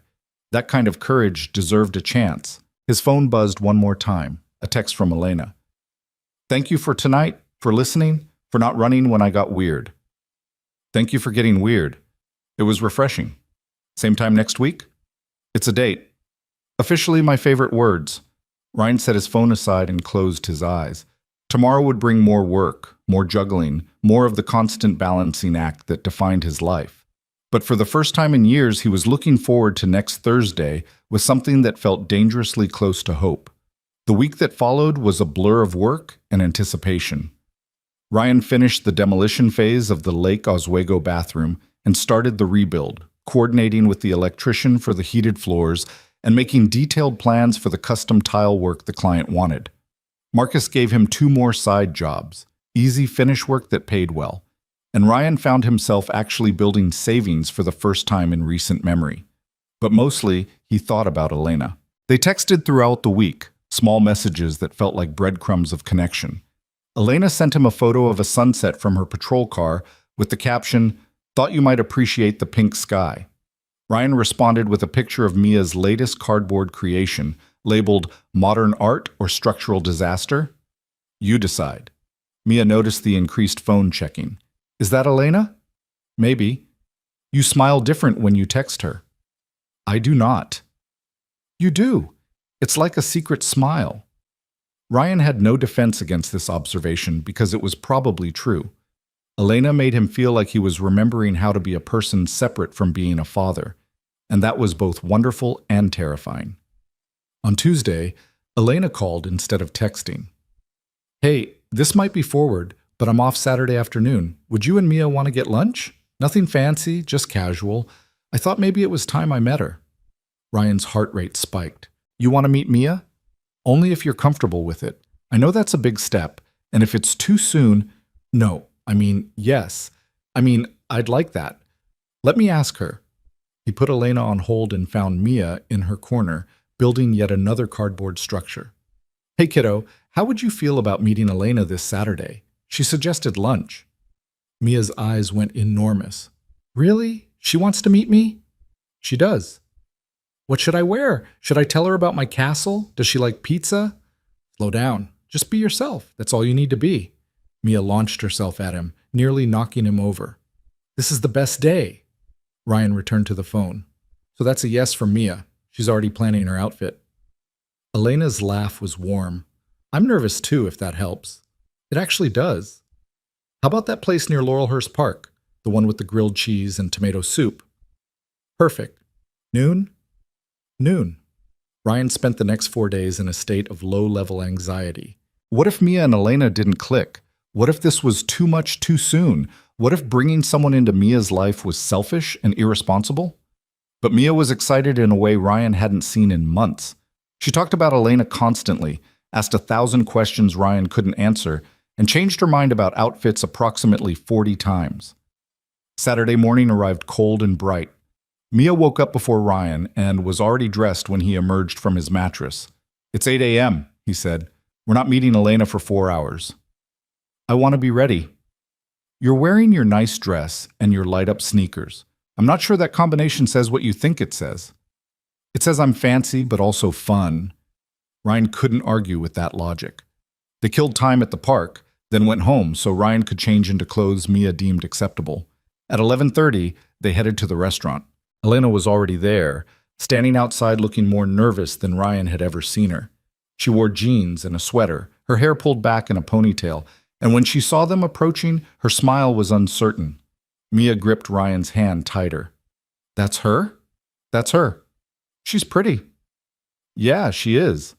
They reached Elena, and for a moment all three of them just stood there in awkward silence. Then Mia stepped forward and stuck out her hand with the formality of a tiny business executive. Hi, I'm Mia. I'm 6.5. Nice to meet you. Elena's face transformed as she shook Mia's hand with equal seriousness. Nice to meet you too, Mia. I'm Elena. I've heard a lot about you. Good things? The best things. Your dad says you're very smart and you build impressive structures out of cardboard. Mia beamed. I do. Do you want to see pictures? Maybe after lunch? Ryan suggested gently. They went inside and settled into a booth, Mia between Ryan and the window, Elena across from them. The waiter brought menus, but Mia ignored hers in favor of studying Elena with the intensity of a scientist examining a new species. Do you like being a police officer? Mia asked. Most days. It's challenging but rewarding. Do you have a gun? Mia, Ryan warned. It's okay, Elena said. Yes, I have a gun, but I almost never have to use it.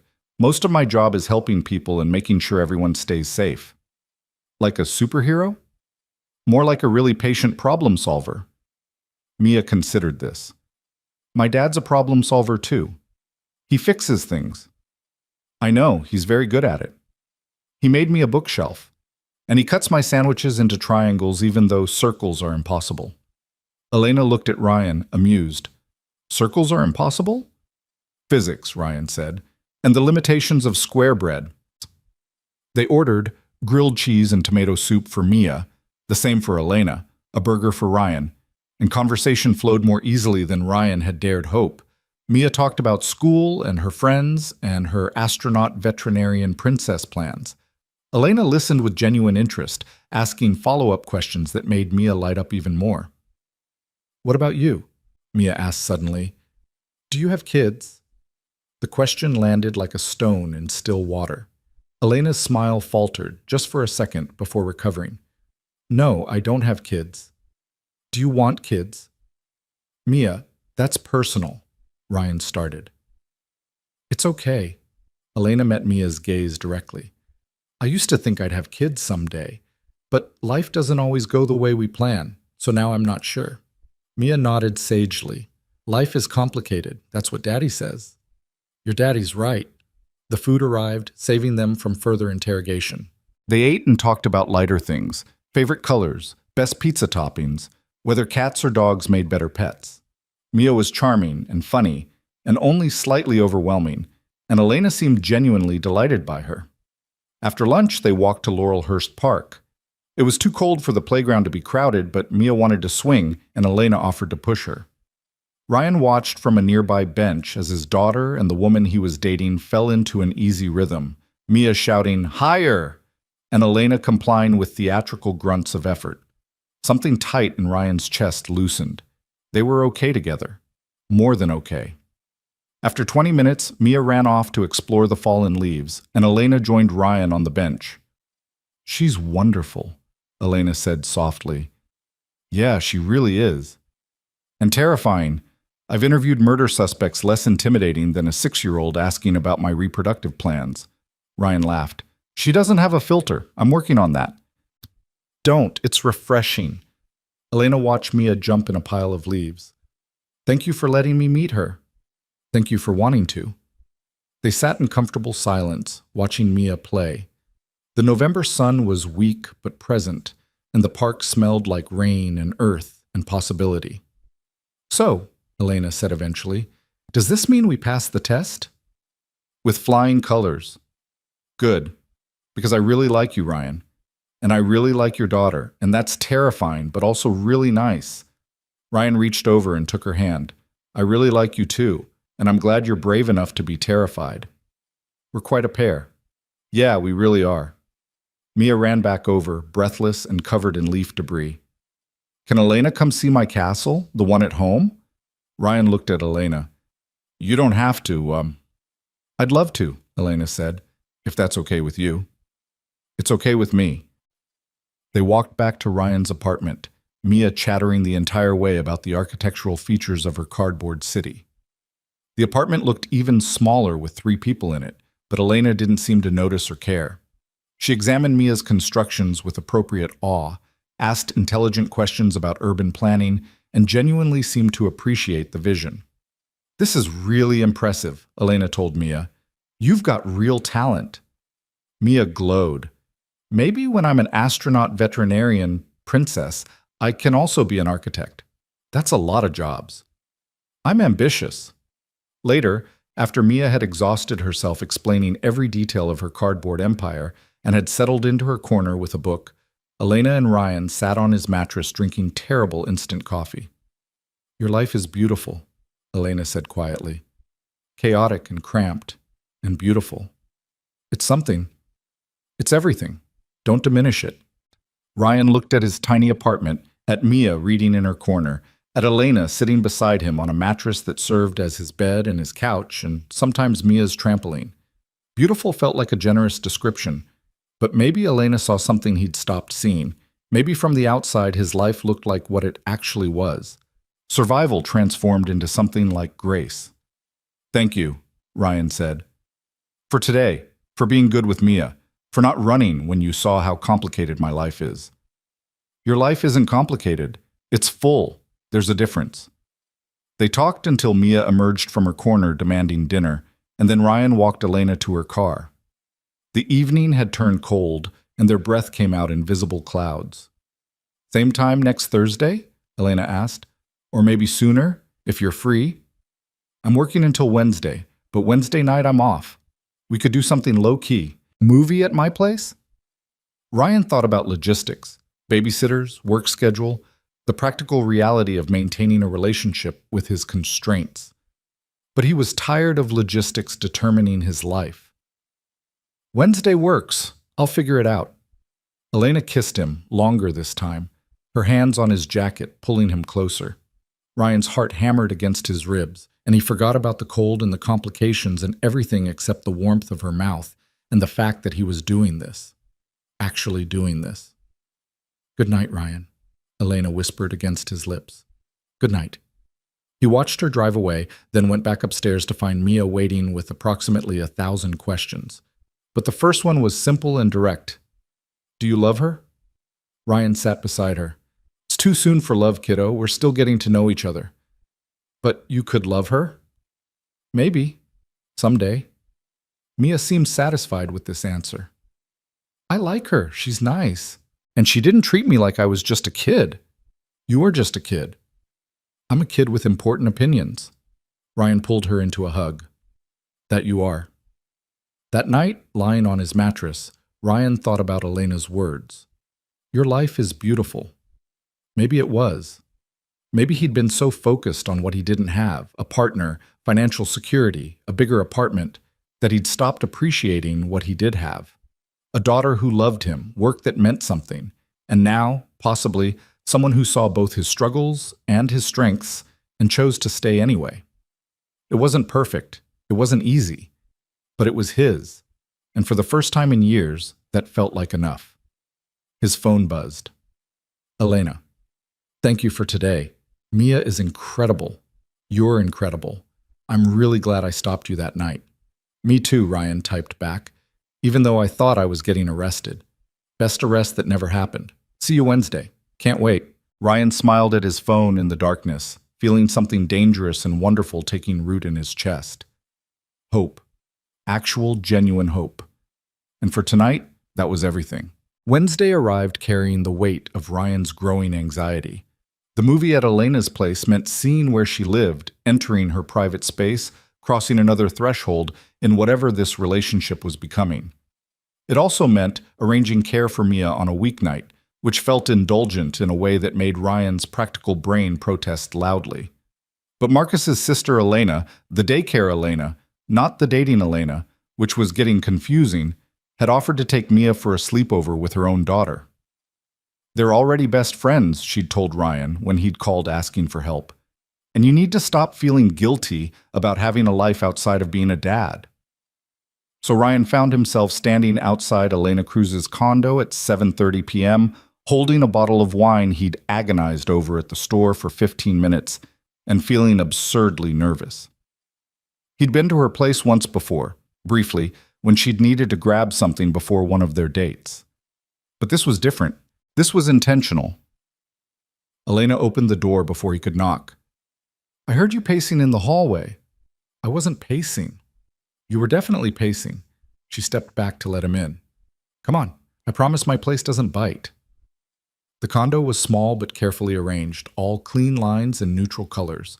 A couch faced a TV mounted on the wall, bookshelves flanked a window that overlooked the parking lot, and everything was meticulously organized in a way that suggested either military precision or deep-seated need for control. Probably both. "This is nice," Ryan said, handing her the wine. "It's functional." Elena took the bottle to the kitchen, really just an alcove with appliances. "Make yourself comfortable. Movies queued up." Ryan sat on the couch and tried to relax. The apartment smelled like Elena's perfume and something else, something faintly sad that he couldn't identify. Then he noticed the balcony door and realized what it was, the smell of neglect, of a space deliberately ignored. "You never use the balcony," he said when Elena returned with 2 glasses of wine. Her expression shuddered. "No." "Can I ask why?" Elena sat beside him, close enough that their knees touched.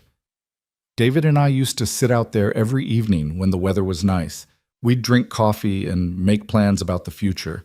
After he died, I couldn't stand being out there. It felt like sitting with a ghost." Ryan took her hand. "When's the last time you even opened the door?" "Honestly, not since the funeral. Almost 4 years. Elena's voice was flat, clinical, like she was reporting on someone else's life. "I know it's probably a mess. The railing's probably rotted. But dealing with it means acknowledging what it represents. And I'm not ready for that." "What does it represent?" "All the futures that didn't happen. The conversations we'll never have. The life we planned that just evaporated." Elena took a long drink of wine. "Sorry, this is depressing. Let's watch the movie. But Ryan didn't move toward the TV. Instead, he set his own glass down and turned to face her fully. Can I tell you something? And you promise not to think I'm crazy? I already think you're a little crazy. You agreed to date a cop who stopped you on the street. Fair point. Ryan took a breath. When Sarah left, I couldn't go into Mia's room for 3 days. Every time I looked at her crib or her changing table, all I could see was this future where I failed her, where I couldn't do it alone and she ended up in foster care or with Sarah's parents who didn't want her in the first place. The room represented every way I could screw up this tiny person's life. What changed? Mia. She needed me, and I couldn't avoid her room forever. So I went in, and it was just a room. The fear was real, but the room was just wood and paint, and a crying baby who needed her diaper changed. Ryan squeezed Elena's hand. Your balcony is probably just wood and paint, too, with maybe some spider webs. Definitely spider webs. The fear's real, but avoiding it doesn't make it go away. It just gives the fear more power. Elena was quiet for a long moment, staring at the balcony door like it might come alive and attack. Then she stood abruptly. Okay. Okay, what? Let's look at it. The balcony. Right now, before I lose my nerve. Ryan stood too. You don't have to... No, you're right. I've been avoiding it for 4 years. That's long enough. But Elena's hand trembled as she reached for the door handle. Ryan moved behind her, his hand covering hers on the handle. Together? Together. They opened the door as one. The balcony was small, maybe 6 feet by 4 feet, with a railing that was indeed showing signs of weather damage. Dead leaves had accumulated in the corners, and the 2 chairs that sat facing the view were covered in grime and bird droppings. But it wasn't the disaster Elena had imagined. It was just a neglected outdoor space, sad and forgotten, but salvageable. Elena stepped out tentatively, like the floor might give way beneath her feet. It's smaller than I remembered. Most things are, when you face them. She walked to the railing and gripped it, testing its stability. The wood creaked, but held. From this height, they could see a strip of Portland skyline, lights beginning to twinkle as evening deepened into night. We were going to put plants out here, Elena said softly. David wanted tomatoes. I told him they wouldn't get enough sun, but he was convinced he could make it work. We had this whole argument about it the week before he died. I was so stubborn about being right. Were you right? I'll never know. We never planted them. Elena's voice cracked. I'd give anything to have been wrong, to have tomato plants dying on this balcony right now because I let him try. Ryan wrapped his arms around her from behind, and Elena leaned back into him. They stood like that, looking out at the city, while Elena cried silently. Ryan didn't try to fix it or minimize it. He just held her while she grieved for tomato plants that never existed and futures that never materialized. After a while, Elena turned in his arms. Her eyes were red, but her voice was steady. Thank you for pushing me. I didn't push. I just opened a door. Same thing. She kissed him, tasting like salt and wine. This balcony's a disaster. Complete disaster. I should probably do something about it. Probably. They went back inside and Elena closed the door with less hesitation than she'd opened it. Something had shifted in her expression, not fixed exactly, but loosened, like a knot beginning to untangle. So, Ryan said, settling back on the couch. Movie? Movie. Elena curled up beside him, her head on his shoulder. Fair warning, I fall asleep during movies. It's a thing. Noted. They made it 45 minutes into some action film Ryan had never heard of before Elena's breathing evened out into sleep. Ryan should have woken her, should have gone home to his own mattress and his own complicated life. But Elena felt warm and solid against him, and her apartment was quiet in a way his never was, and he found himself just existing in the stillness. His phone buzzed, a text from daycare Elena. Girls are asleep. Mia wanted me to tell you she loves you and hopes you're having fun with your girlfriend. Ryan smiled and typed back, Tell her I love her too. And Elena's not my girlfriend. Does Elena know that? It's complicated. Everything's complicated until you decide it's not. Ryan set his phone down and looked at the woman sleeping against his shoulder. Dating Elena meant navigating her grief and his responsibilities, and the judgment of her coworkers, and the logistics of blending two complicated lives. It meant being patient and vulnerable and willing to face neglected balconies, both literal and metaphorical. But it also meant this: quiet moments in a small condo, holding someone who understood what it meant to carry weight, feeling less alone than he'd felt in years. Maybe daycare Elena was right. Maybe it was only complicated because he was making it complicated. Ryan shifted carefully, trying to get more comfortable without waking Elena. She stirred and blinked up at him. "Sorry, told you I fall asleep." "You lasted longer than Mia usually does." Elena sat up, rubbing her eyes. "What time is it?" "Almost 10.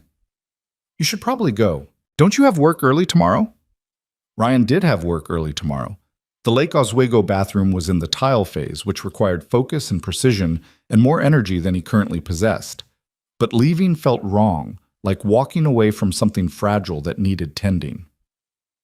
"Can I ask you something?" he said, instead of standing. "Always." "The gossip at your precinct, is it getting worse?" Elena's expression closed slightly. "Why do you ask?" "Because you mentioned it at dinner, and I've been thinking about it. About whether seeing me is making your life harder." "You're not making my life harder, Ryan. Other people's opinions are making my life harder." "That's a semantic difference." "No, it's an important distinction." Elena turned to face him fully. "People have been talking since coffee on Sunday, asking who you are, whether I'm ready, whether I'm dishonoring David's memory.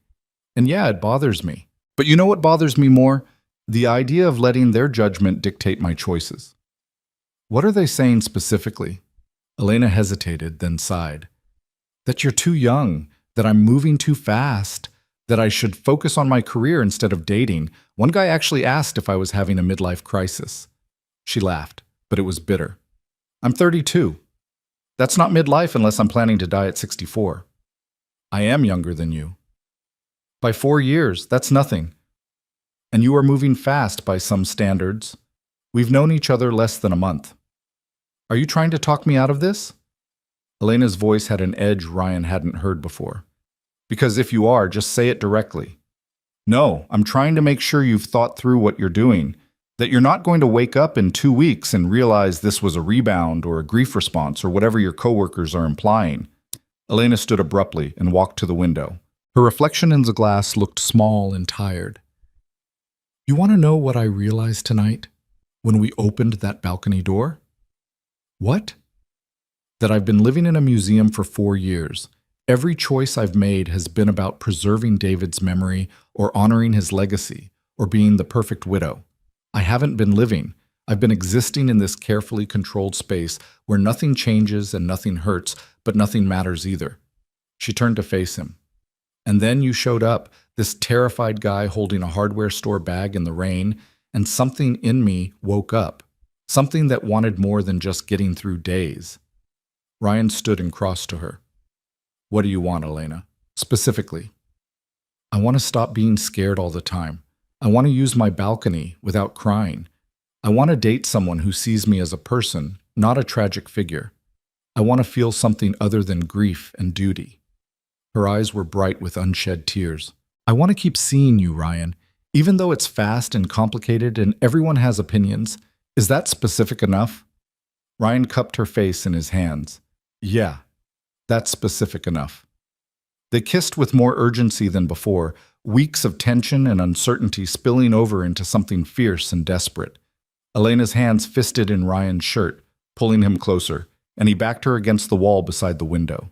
It was messy and intense and felt like falling and flying simultaneously. "Stay," Elena whispered against his mouth. "Stay tonight." Ryan wanted to, every cell in his body wanted to, but practicality reared its insistent head. "I can't. I have to pick up Mia at 6 tomorrow morning before work. So set an alarm. Leave at 5:30. Elena, I know it's complicated, but I don't want you to leave yet." Elena's voice was small, almost pleading. "Please." Ryan thought about all the reasons to say no, about maintaining boundaries and taking things slow and being responsible. But he was tired of responsibility being the only thing that guided his choices. "Okay, but I really do have to leave by 5:30. Elena's smile was radiant. I'll make coffee. They moved to the bedroom, and Ryan tried not to think about whether this was David's bed, David's room, David's ghost watching them. But Elena seemed to sense his hesitation because she stopped at the doorway. I got rid of everything after the first year, she said quietly. New bed, new furniture, repainted the walls. This room is mine, not ours. Just in case you were wondering. I was wondering. I figured. She pulled him inside. Now stop thinking so much. Ryan's alarm went off at 5 a.m. with the subtlety of an air raid siren. He fumbled for his phone, disoriented by unfamiliar surroundings, and the warm weight of Elena pressed against his side. For a moment, he couldn't remember where he was or why everything felt different. Then memory flooded back and brought a smile with it. You're a morning person, aren't you? Elena mumbled, not opening her eyes. Only when forced by circumstance. What time is it? 5. I need to go soon. Elena finally opened her eyes, and Ryan was struck by how young she looked without the careful control she usually maintained. Vulnerable. Happy. Was last night okay? Last night was perfect. Even the crying on the balcony part. Especially that part. Ryan kissed her forehead. But I really do need to go. Mia will be up by 6, and I can't be late. They went through an awkward dance of Ryan getting dressed while Elena watched from the bed, both of them trying to figure out the protocol for morning after when one person had parental responsibilities. Elena made coffee as promised, strong and black, and walked Ryan to the door. Thank you for staying, she said. Thank you for asking me to. Same time next week? Ryan thought about his schedule, about the bathroom project and Mia's school play rehearsals, and the endless logistics that defined his life. I'll check my calendar and text you. Very romantic. I'm a romantic guy. I bring hardware store receipts to first meetings. Elena laughed and kissed him. Go, before you're late and Mia stages a revolt. The drive across Portland in pre-dawn darkness gave Ryan time to process the previous night. The balcony door. Elena's tears. The way she'd asked him to stay with a vulnerability that had nearly broken his heart. The gossip at her precinct that made her question whether she deserved happiness. He wanted to protect her from that judgment, wanted to shield her from the people who thought they had a right to dictate her timeline for grief. But he also knew that wasn't his job. Elena had to navigate her own path through other people's opinions, just like Ryan had to navigate single parenthood without letting other people's assumptions define him. His phone rang. Marcus. Little early for a social call, Ryan answered. Where are you? Driving across town. Why? Because I just got to the Lake Oswego job and the client is here freaking out. Something about the tile guy not showing up and the timeline being destroyed. Ryan checked the time. 5:45. I'm not supposed to be there until 8. I know, but he's here now having a meltdown, and I thought you might want to do some damage control. This is your project. I'm picking up Mia at 6. Can it wait an hour? Probably not. This guy is talking about withholding payment and finding someone else. Ryan's stomach dropped. He needed that payment. Needed it like oxygen. Okay, I'll call the daycare and see if they can keep Mia through breakfast. I can be there by 6:30. Thanks, man. I know it's early. Ryan hung up and immediately called daycare Elena. She answered on the 4th ring, sounding groggy. Ryan, is everything okay? I have a work emergency. Can Mia stay through breakfast? I'll pick her up by 9 at the latest. Of course, she's still asleep anyway. Everything okay? Client's panicking about tile installation. I need to talk him down before he fires me. Go do what you need to do. Mia's fine here. Ryan ended the call and redirected toward Lake Oswego, anxiety building in his chest. The job had been going smoothly until now. The client was demanding but fair. The work was challenging but satisfying, and the money was supposed to solve several months' worth of financial stress. If he lost this job because the tile subcontractor flaked, all that security evaporated.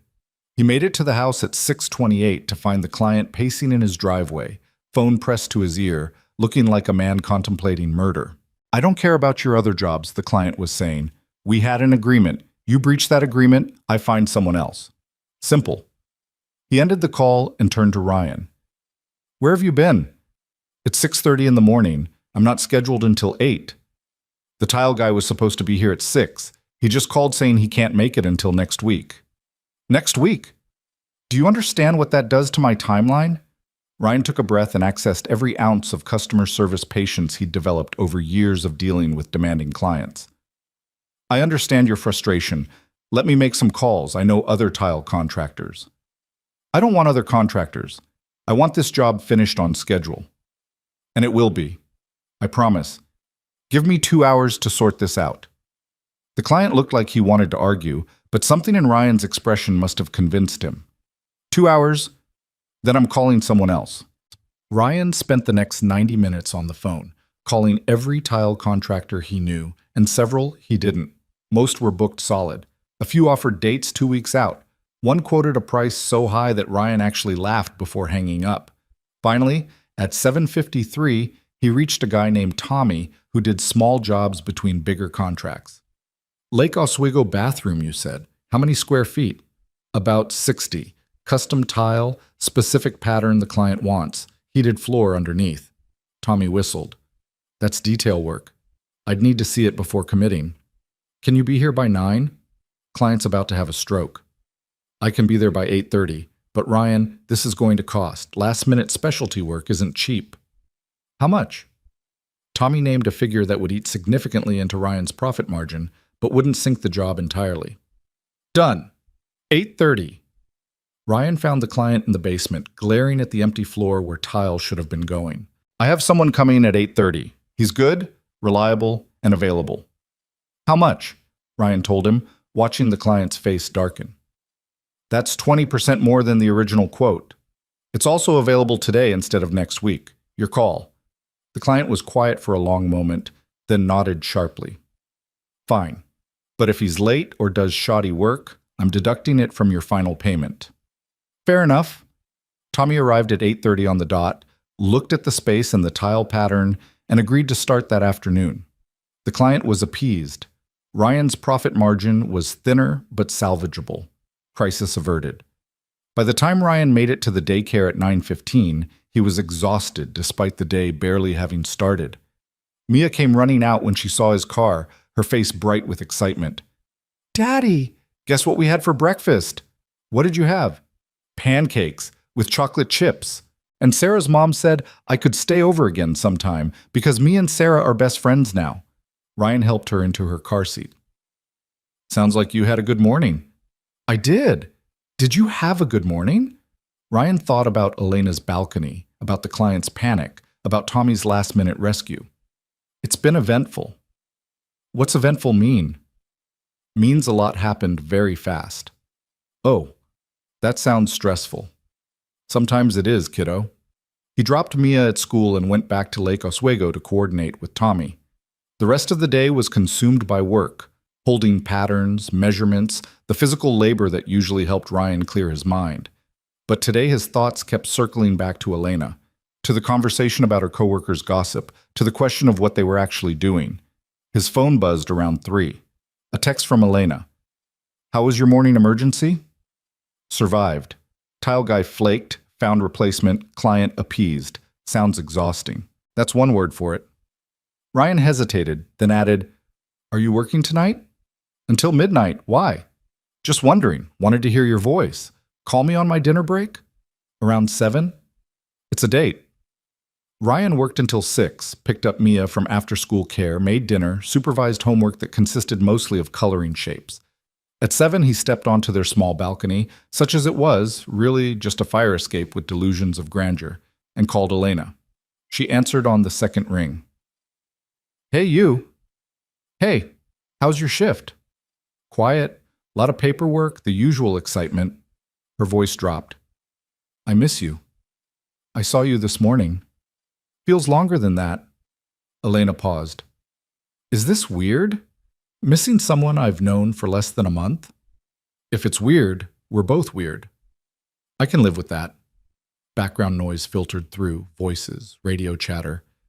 Listen, I need to tell you something. The gossip at work, it's escalated. Ryan's stomach clenched. How? Someone saw us at the restaurant last week, took a photo. It's circulating now with commentary about how inappropriate it is for me to be dating so publicly when I'm supposed to be representing the department. That's insane. That's politics. And you know what the worst part is? I almost let it get to me. Almost called you today to suggest we slow down or keep things more private or whatever would make them stop talking. Elena's voice was fierce now. But then I thought about that balcony door, about spending 4 more years avoiding something because other people have opinions, and I decided I'm done with that. What does that mean? It means I'm not hiding you. I'm not apologizing for being happy. If they have a problem with me dating someone, they can take it up with HR, but I'm not living my life according to their timeline or their rules. Ryan felt something warm expand in his chest. You sure about that? Completely sure. Which leads me to my next question, and feel free to say no if it's too much too soon. What question? There's a precinct holiday party next Saturday. Spouses and partners invited. Would you want to come with me? Fair warning, it will be extremely awkward, and everyone will stare, and at least 3 people will probably say something inappropriate. Ryan thought about Mia's play rehearsal, about his work schedule, about walking into a room full of cops who'd already decided he was too young and Elena was moving too fast. Every practical bone in his body screamed to decline politely. What time does it start? He heard himself ask. 7. It's casual, just drinks and socializing at a bar downtown. I'll need to arrange care for Mia. So that's a yes? That's a yes. Elena's relief was audible. Thank you. You have no idea what this means to me. Actually, I think I do. They talked for another 10 minutes before Elena had to get back to work. Ryan stood on the fire escape in the November cold, looking out at Portland's lights and feeling like he was standing on the edge of something significant. Going to that party meant claiming this relationship publicly, meant meeting Elena's colleagues knowing they'd already judged him, meant putting himself in an uncomfortable situation for no reason except that it mattered to her. But it did matter. She was choosing him over their judgment, and the least he could do was show up. Ryan went back inside to find Mia building another cardboard structure, this one taller and more precarious than usual. What are you making? A tower. It's going to touch the ceiling. That's ambitious. I'm an ambitious person. Mia added another box to the structure. Was that Elena? Yeah. When can I see her again? Ryan sat on the floor beside his daughter. How would you feel about me going to a party with her next Saturday? It's a work thing for her job. Mia's eyes went wide. Like a grown-up party? Exactly like a grown-up party. What will I do? I'm thinking sleepover with Sarah again. Would that be okay? That would be amazing. Sarah and I can build an even bigger city. Mia paused in her construction. Is Elena your girlfriend now? The question hung in the air between them. Ryan thought about labels and definitions and what he was willing to claim. Yeah, he said finally, I think she is. Good, I like her, and you should have a girlfriend. It makes you smile more. Ryan pulled Mia into a hug, this small, wise person who understood things she shouldn't have to understand. How'd you get so smart? I have a good teacher. Yeah, you do. The week leading up to the precinct party was consumed by work and logistics and Ryan's growing anxiety about what he was walking into. He finished the Lake Oswego bathroom on Thursday, the client grudgingly admitting the work was exceptional. Ryan took progress photos and added them to his portfolio, already fielding calls from 2 of the client's friends about their own renovation projects. Money was still tight, but no longer suffocating. For the first time in months, Ryan could breathe without calculating whether he could afford that breath. Friday night, Elena came over to his apartment. It was the first time she'd been there since the lunch with Mia, and Ryan saw it through her eyes, the cramped space, the makeshift bedroom partition, the evidence of a life lived on the margins. I know it's small, he said, suddenly embarrassed. It's perfect, Elena said firmly. It's yours and Mia's, and that makes it perfect. They ordered pizza, and Mia regaled Elena with stories about school and Sarah and her latest architectural vision. Elena listened with genuine interest, asking questions and laughing at Mia's jokes, and Ryan watched them together feeling something dangerously close to contentment. After Mia went to bed, Ryan and Elena sat on his mattress drinking wine from mismatched mugs because Ryan didn't own proper wine glasses. Nervous about tomorrow? Elena asked. Terrified. Me too. You don't have to be nervous. They're your coworkers. Exactly.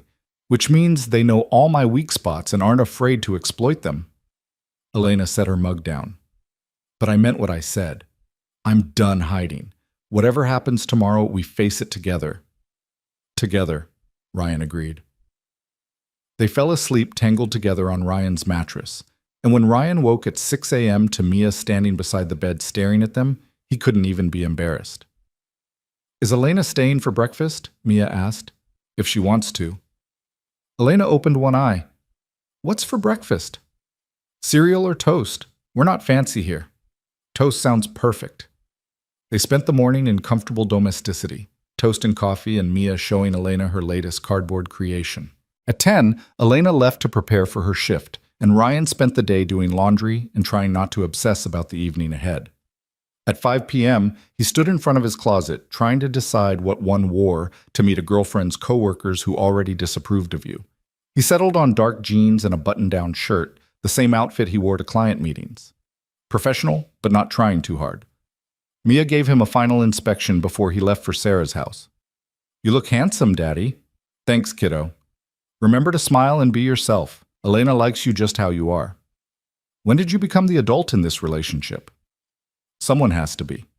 Ryan dropped Mia at the sleepover and drove downtown, his anxiety ratcheting higher with each mile.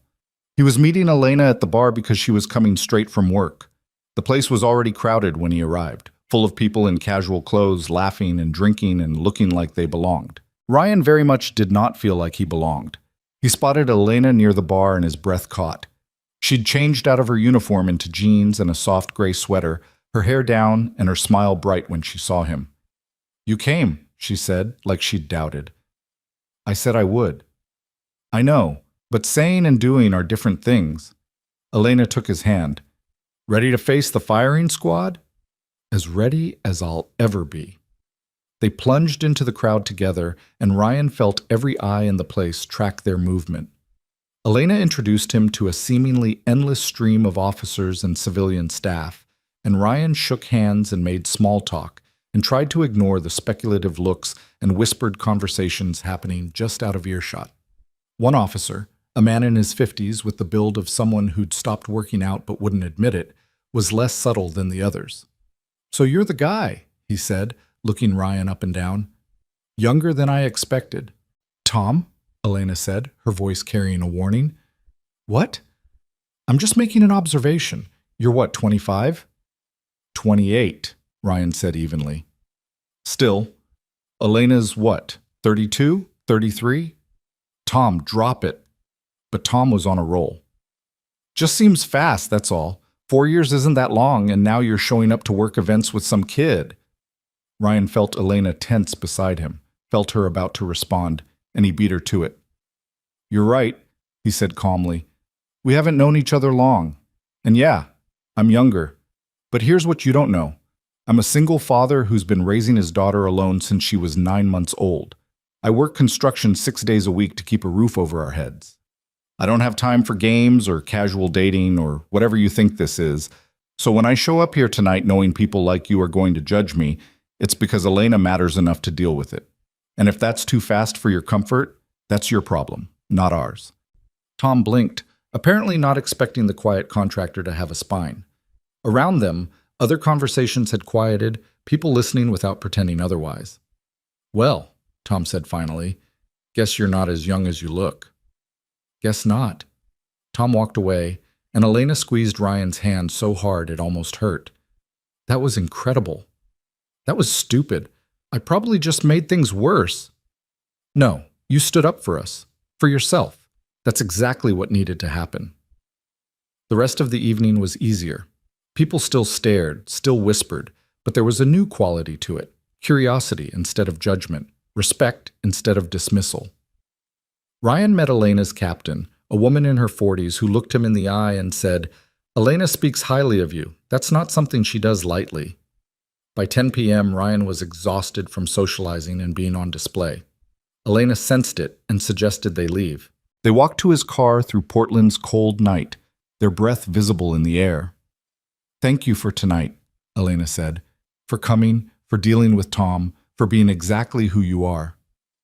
Thank you for inviting me, for not caring what they think. Oh, I care, but I care more about this. She gestured between them. About us.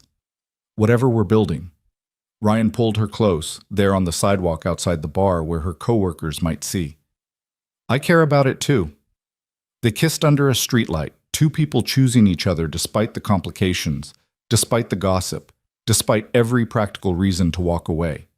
And when Ryan drove home later to pick up Mia, he felt like he'd crossed some invisible threshold, like he'd stopped just surviving and started actually living.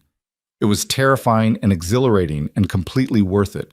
The precinct party marked a turning point, but not in the way Ryan expected. Over the next 2 weeks, Elena's coworkers didn't suddenly embrace their relationship. If anything, the gossip intensified. But something had shifted in Elena herself. She stopped apologizing for being happy, stopped second-guessing every choice, stopped living like she needed permission to move forward. It was December now, Portland wrapped in its winter gloom. Rain fell constantly, turning the city into a watercolor of grays and silvers. Ryan's work slowed as it always did this time of year, clients postponing projects until spring. Money got tight again, not crisis level, but enough to make Ryan nervous. He picked up whatever small jobs he could find, replacing a deck, fixing crown molding damaged by a leak, building custom shelving for a home office. Elena's schedule was erratic as always, night shifts and day shifts bleeding together in a pattern that made planning nearly impossible. But they found rhythms. Tuesday mornings when Elena got off night shift and Ryan could take Mia to school late. Sunday afternoons at the park with Mia, Elena pushing the swings while Ryan pretended to be a dragon that needed defeating.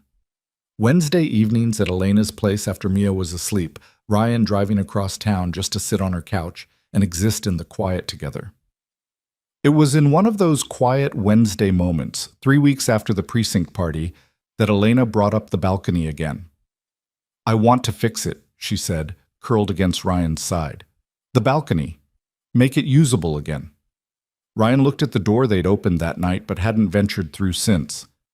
What brought this on? I don't know. Maybe I'm tired of avoiding it. Maybe I want to prove to myself I can reclaim things I've been hiding from. Elena sat up, her expression determined. Will you help me? Help you how? You fix things for a living. The railing's rotted. The floor probably needs work. I want to make it a space I can actually use, not a shrine to things that didn't happen. Ryan thought about the practical challenges, materials, time, whether the condo association would need to approve the work. But he also thought about what the balcony represented, about Elena choosing to rebuild instead of just avoiding.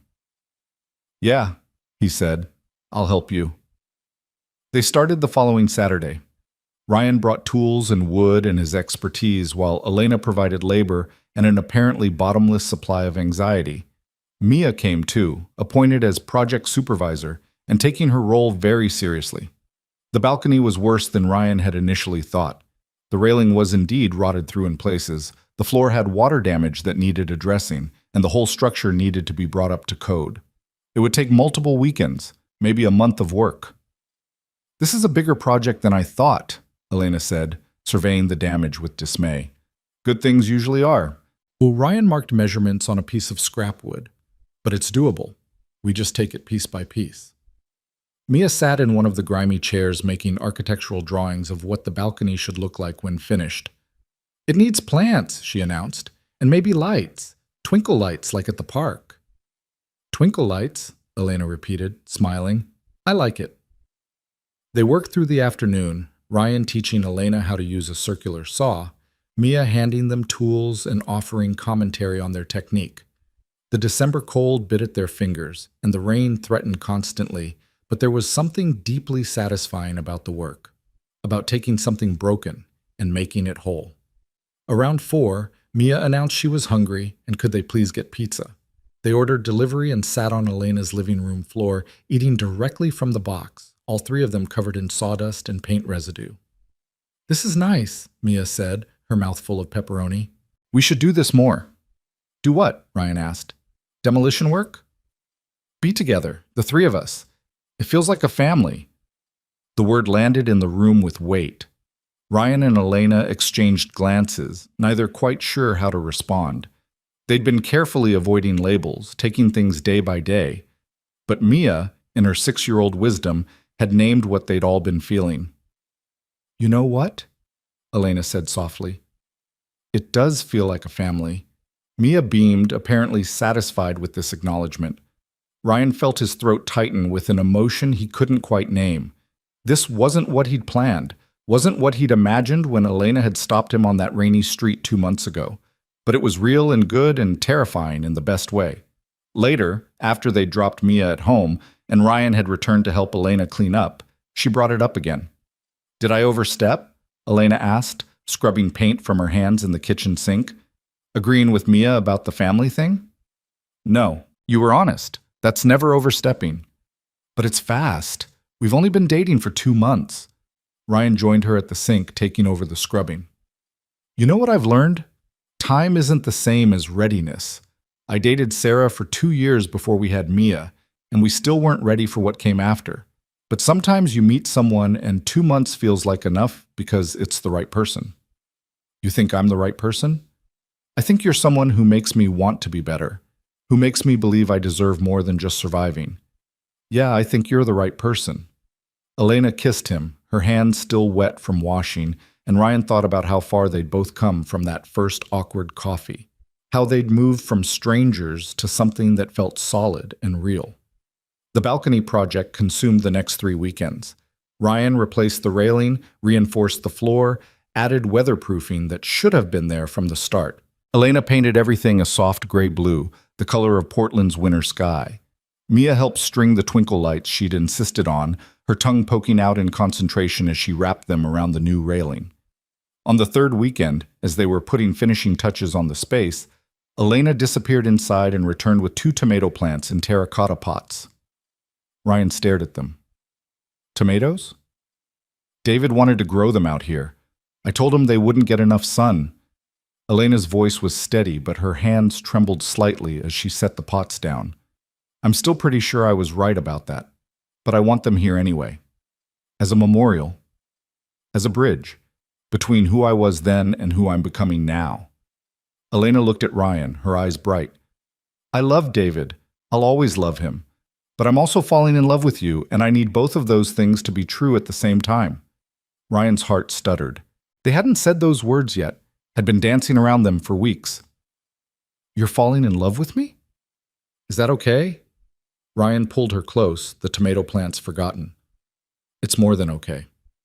Because I'm falling in love with you too." They kissed surrounded by the space they'd rebuilt together, and Ryan thought about bridges and balconies and the courage it took to grow things that might not survive but were worth trying anyway.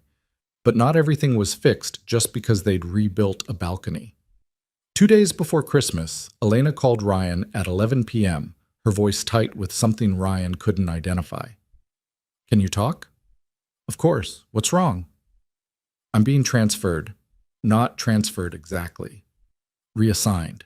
My captain called me in today and said there have been complaints about my conduct, about the relationship affecting my professionalism." Elena's words came fast, tumbling over each other. "It's all bullshit, Ryan. I haven't done anything wrong. But they're moving me to day shift in a different precinct anyway, calling it a lateral move, but we both know what it really is." Ryan sat down on his mattress, trying to process. "Can they do that?" "Technically, yes. There's no rule against dating someone you met on duty, but there's also a lot of gray area about department reputation and professional conduct. My captain says it's for the best, that it'll let things cool down, but it feels like punishment." "When does this happen?" "January 1st, new year, new precinct, fresh start." Elena's laugh was bitter. "Except it's not really fresh if I'm being pushed out because people don't like that I'm moving on with my life." "What do you want to do?" "I don't know. Part of me wants to fight it, file a grievance, make noise. But another part of me just wants to take the transfer and prove I can do the job anywhere." Elena paused. "And there's another part that's wondering if this is worth it, if we're worth all this drama." Ryan's chest went cold. "Are you breaking up with me?" "No, God, no, but I'm scared, Ryan. Scared that 6 months from now I'll regret all of this. Scared that I'm throwing away my career for a relationship that might not last. Scared that I'm being selfish and impulsive instead of smart and cautious. You want to know what I think? Please. I think you've been smart and cautious for 4 years, and it left you alone in a condo with a balcony you couldn't use and a life that was just going through motions. I think being a little selfish and impulsive is exactly what you need. Ryan took a breath. But I also think this has to be your choice. If the job matters more, I'll understand. Mia and I will be okay. The job doesn't matter more. That's what scares me. I've spent 7 years building this career, and I'd give it up in a heartbeat for you and Mia. What does that say about me? It says you know what matters. That's not weakness, Elena. That's clarity. Elena was quiet for a long moment. I'm taking the transfer, not because they're forcing me to, but because I choose to. Because fighting it means making this relationship about defiance instead of just living it. Does that make sense? Perfect sense. I'm still terrified. Me too. But we're terrified together, remember? Elena's laugh was watery but genuine. Yeah, together. Christmas came 3 days later. Ryan had planned to spend it quietly with Mia, their usual tradition of pancakes and opening the few presents he could afford. But Elena asked if she could join them, and Ryan found himself saying yes before he'd fully thought it through. She arrived at 8 a.m. with gifts wrapped in paper Mia immediately declared so pretty, I don't want to open them. For Mia, there were art supplies and books about space exploration and a small succulent in a hand-painted pot. For Ryan, a set of high-quality woodworking chisels he'd mentioned wanting months ago. This is too much, Ryan said, running his thumb over the handles. You helped me rebuild my balcony. Let me help you build other things. Ryan's gifts felt inadequate by comparison. A scarf he'd seen Elena admiring at a craft fair, a photo frame with a picture of the three of them working on the balcony. But Elena's eyes got wet when she opened the frame, and she immediately found a place for it on her bookshelf. They spent the day in Ryan's tiny apartment, cooking together in the kitchenette that barely fit 2 people, watching Mia assemble various new toys with fierce concentration, existing in the kind of domestic simplicity that felt more meaningful than any grand gesture. That evening, after Mia was asleep, Ryan and Elena sat on the fire escape that passed for his balcony. The Portland night was cold but clear, stars actually visible for once. I have something to tell you, Elena said, and I need you to just listen until I'm done, okay? Ryan's stomach clenched. Okay, I bought a house. Well, made an offer on a house. A real house with a yard and 3 bedrooms and a garage. In your neighborhood, actually. 3 blocks from your apartment. Elena spoke quickly, like she was afraid if she stopped, she wouldn't continue. I know it's fast and presumptuous and maybe crazy, but the condo has too many memories and not enough space for a life that includes other people. And I want a life that includes other people's, specifically you and Mia. Ryan stared at her, trying to process. You bought a house. I made an offer. It's not final yet, but yeah, basically. Elena turned to face him. I'm not asking you to move in. We're not there yet. But I'm asking you to imagine a future where maybe someday you could. Where Mia has her own room instead of a corner with a curtain. Where we have space to actually be a family instead of just squeezing it in around work schedules and tiny apartments. When would this happen? Closing is in February. So 2 months. Elena's hands were shaking. Tell me I'm not insane. Ryan thought about his cramped apartment, about Mia sleeping behind a curtain, about the careful budgeting that never quite stretched far enough.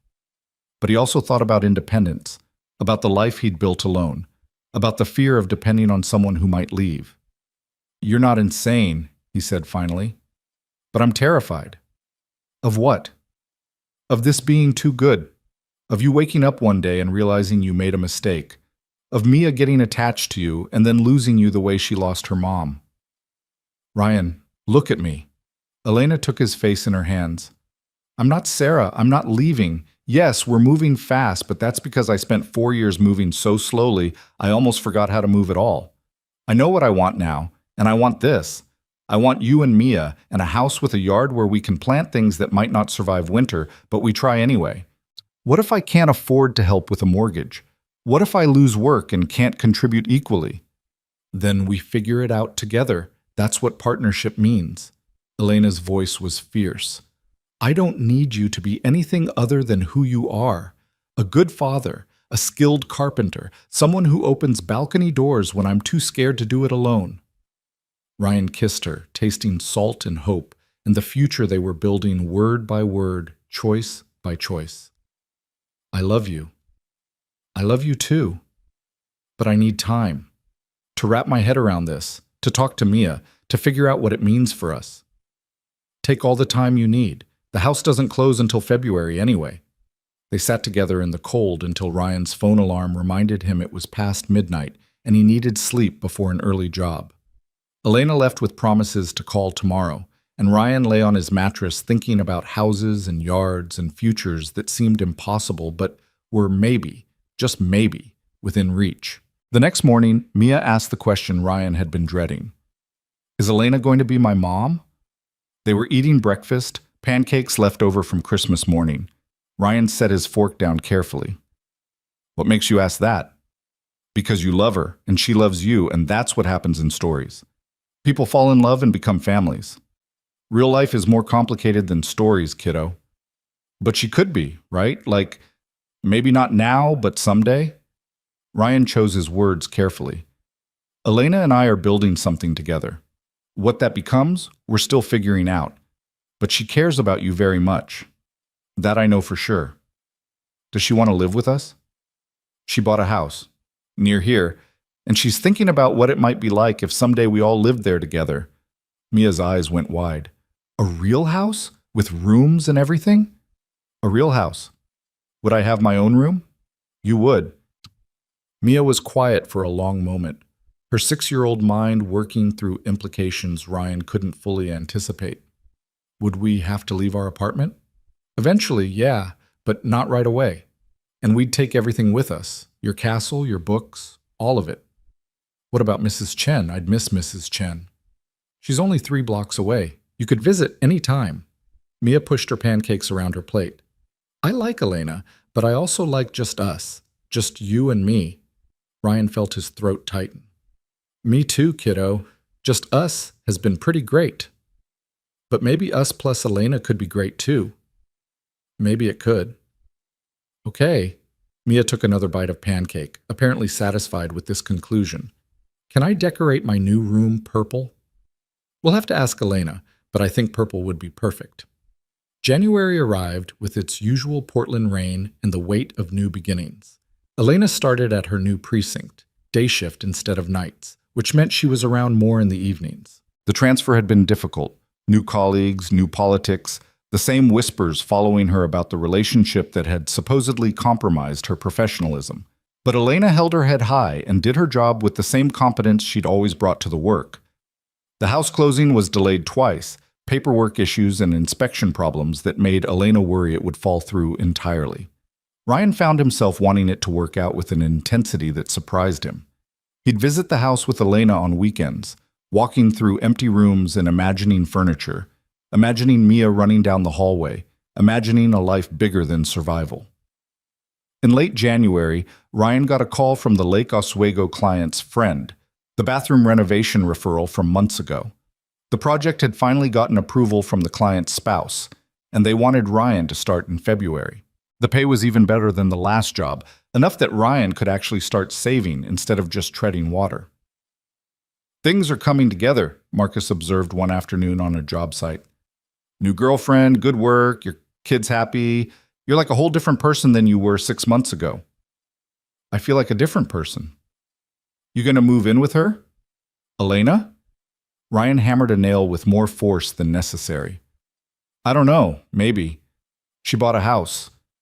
That's a pretty clear signal, man. I know, but it's fast. And what if it doesn't work out? What if I uproot Mia's whole life and then Elena and I crash and burn? Marcus set down his own hammer.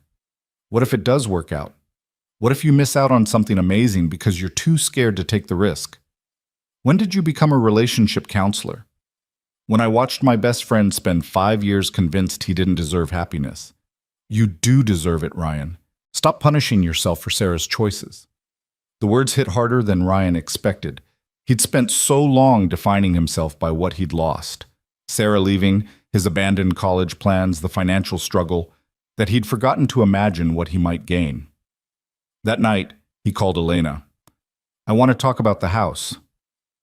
"Okay." Elena's voice was cautious. "What about it?" "I want to know what you're imagining, specifically. Not someday vague plans, but actual concrete details." Elena took a breath. "I'm imagining you and Mia moving in sometime this summer, after school's out. I'm imagining Mia having the room with the window seat, you and I sharing the master bedroom, your tools in the garage. I'm imagining weekends working on the yard together and weeknight dinners that aren't always takeout because we actually have a kitchen big enough for 2 people to cook in. What about Mia calling you mom? What about marriage? What about the long-term stuff that's too big to just wing it? I'm imagining that too. All of it. But I'm also okay with it happening on its own timeline. Mia can call me Elena forever if that's what feels right to her. Marriage can wait until we're both ready, or not happen at all if that's what we decide. The long-term stuff doesn't scare me because I know I want it with you." Ryan's hands were shaking. "I'm still scared." "Me too. But I'm more excited than scared, aren't you?" Ryan thought about Mia decorating a purple room, about cooking in a real kitchen, about sharing a bed with Elena every night instead of stealing hours when schedules aligned, about building something permanent instead of just surviving day to day. "Yeah," he said, "I'm more excited than scared." "So is that a yes? You'll move in when the time comes?" "It's a yes, with one condition." "What condition?" "I pay rent. Market rate, whatever's fair. I'm not looking for charity or to be taken care of. I need to contribute equally." "Ryan, I mean it, Elena. This is important to me." "Okay, we'll figure out something fair, but you have to actually let me help sometimes too. Partnership goes both ways." "Deal." The house closed on February 14th, which Elena declared was either extremely romantic or aggressively on the nose. They spent Valentine's Day painting the living room, Mia helping by adding decorative handprints to a wall that would eventually be covered by furniture. It was messy and exhausting and perfect. That evening, covered in paint and sitting on the floor of their empty living room, Elena pulled out a small box. "I got you something," she said. "It's not an engagement ring before you panic, but it's important." Inside the box was a key on a simple chain, the key to the house. "I know you're not moving in until summer," Elena said, "but this is yours now, yours and Mia's. I want you to feel like this is your space, not somewhere you're just visiting." Ryan took the key, its weight somehow more significant than it should have been. "Thank you. Thank you for taking the risk. I know it's not easy." Mia appeared from the room she'd claimed as her own, purple paint somehow in her hair, despite them not having painted that room yet. "Can we get pizza? I'm starving." They ordered pizza and ate it sitting on the floor, talking about furniture and paint colors and how they'd arranged the kitchen. It felt like playing house, except it was real. This was actually happening. March brought warmer weather in Ryan's final weeks in the apartment. Packing up 6 years of life felt both monumental and anticlimactic. Most of what he owned fit in boxes easily: clothes, Mia's toys, kitchen supplies, tools. The furniture was staying behind for the next tenant, most of it having come with the place anyway. Mrs. Chen cried when Ryan told her they were leaving. "You've been good neighbors," she said, pressing a hand-knitted scarf into his hands. "And that little girl deserves a real bedroom." "We'll visit," Ryan promised. "We're only 3 blocks away." The actual move happened on a Saturday in late March. Marcus and his crew showed up with trucks and muscle, making short work of boxes and furniture. Elena had taken the day off and organized everything with military precision, assigning tasks and making sure nothing got forgotten. By evening, they were moved in. Boxes everywhere, chaos in every room. But home. Actually, home. Ryan stood in the master bedroom, his and Elena's bedroom, still a concept he was adjusting to, and felt the weight of the past 6 years lift slightly. This room had space for both of them. The whole house had space for all of them. Elena found him there, wrapping her arms around him from behind. "You okay?" "Yeah, just processing." "Big change. Huge change." Ryan turned to face her. "Thank you for pushing me toward this, for not letting me stay scared. Thank you for being brave enough to try." They kissed, surrounded by boxes and possibility. Two people who'd met by accident and chosen each other deliberately, over and over, until choice became commitment and commitment became love. Mia's voice floated up from downstairs. Daddy! Elena, come see what I did with my room. They went downstairs to find Mia had arranged all her cardboard structures in her new room, creating an entire city that took up half the floor space. The purple walls she'd requested made everything look like a fairy tale kingdom. It's perfect, Elena said seriously. Best room in the house. I know, Mia beamed. And I have a real door now, with a lock and everything. Don't lock us out, Ryan warned. I won't, unless you're being annoying.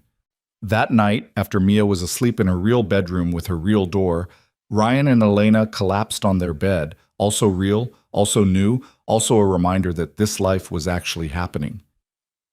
We did it, Elena said. We're doing it. Still in progress. Fair point. Elena rolled over to face him. I need to tell you something. Ryan's stomach clenched at her tone. Okay. I talked to my captain today, the one from my old precinct. He called to check in, see how the transfer was going. And? And he apologized. Said the reassignment was politically motivated and he regrets not fighting harder for me. He offered to put in a request to have me transferred back if I want. Do you want that? No?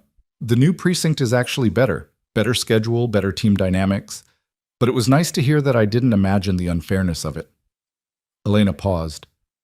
He also said Tom, the guy from the party who was a jerk to you, put in for early retirement. Apparently he's been making a lot of people uncomfortable, and your pushback that night started people talking. I didn't mean to cost someone their job. You didn't. You just refused to be quiet when someone was being inappropriate. Tom cost himself his job by being Tom for 20 years. Elena took Ryan's hand. But it made me think about consequences and choices, about how speaking up can cost us things, but staying silent costs us more. What are you saying? I'm saying I want to marry you. Not now, not this week, or even this year. But someday, when we're both ready, I want to make this official. I want Mia to have stability and permanence. I want us to be a real family, legal and everything. Ryan's heart was doing complicated acrobatics. That's a pretty big statement. I know, and if it's too much, it's not too much. It's perfect. Ryan pulled her closer. I want that too. All of it. But you're right. Not yet. Let's live in this house for a while first. Let Mia adjust. Make sure we can actually coexist without driving each other crazy. Very practical. One of us has to be. Elena laughed and kissed him. I love you, practical carpenter man. I love you too, impulsive police officer woman. They fell asleep tangled together in their shared bed, in their shared home, building their shared future one day at a time. Summer arrived with Portland's brief perfect weather, and Ryan's work exploded with new projects. The referrals from Lake Oswego had led to more referrals, and suddenly he had more work than he could handle. He hired an assistant, a young guy fresh out of trade school who reminded Ryan of himself 6 years ago. The financial stress that had defined his adult life eased into something that felt almost like security. Mia thrived in the new house. Her cardboard cities expanded to fill not just her room, but parts of the living room and basement. She made friends with neighborhood kids and started talking about second grade with excitement instead of anxiety. She called Elena by her first name, but introduced her to friends as my dad's person, which seemed to satisfy everyone involved. In August, on a weekend when the weather was cooperating and the house felt settled, Elena brought up the balcony again. The tomatoes survived, she said, standing on their back porch looking at the plants that had somehow made it through transplanting and neglect. They did. Against all odds. I was wrong about them not getting enough sun. David would be smug about that. Elena smiled, the first time she'd smiled when talking about David in a way that felt light instead of heavy. He really would. She turned to Ryan. I want to scatter his ashes. I've been keeping them in a closet for 4 years, and that's not where they should be. Where do you want to scatter them? The coast. We went there on our honeymoon. There's this spot near Cannon Beach where the cliffs meet the ocean. I think he'd like it there. Okay, when? Next weekend? Just you and me. I need Mia to be okay with it, but I think this is something I need to do without her there. Ryan understood. Some grief was private, even when you were building new futures.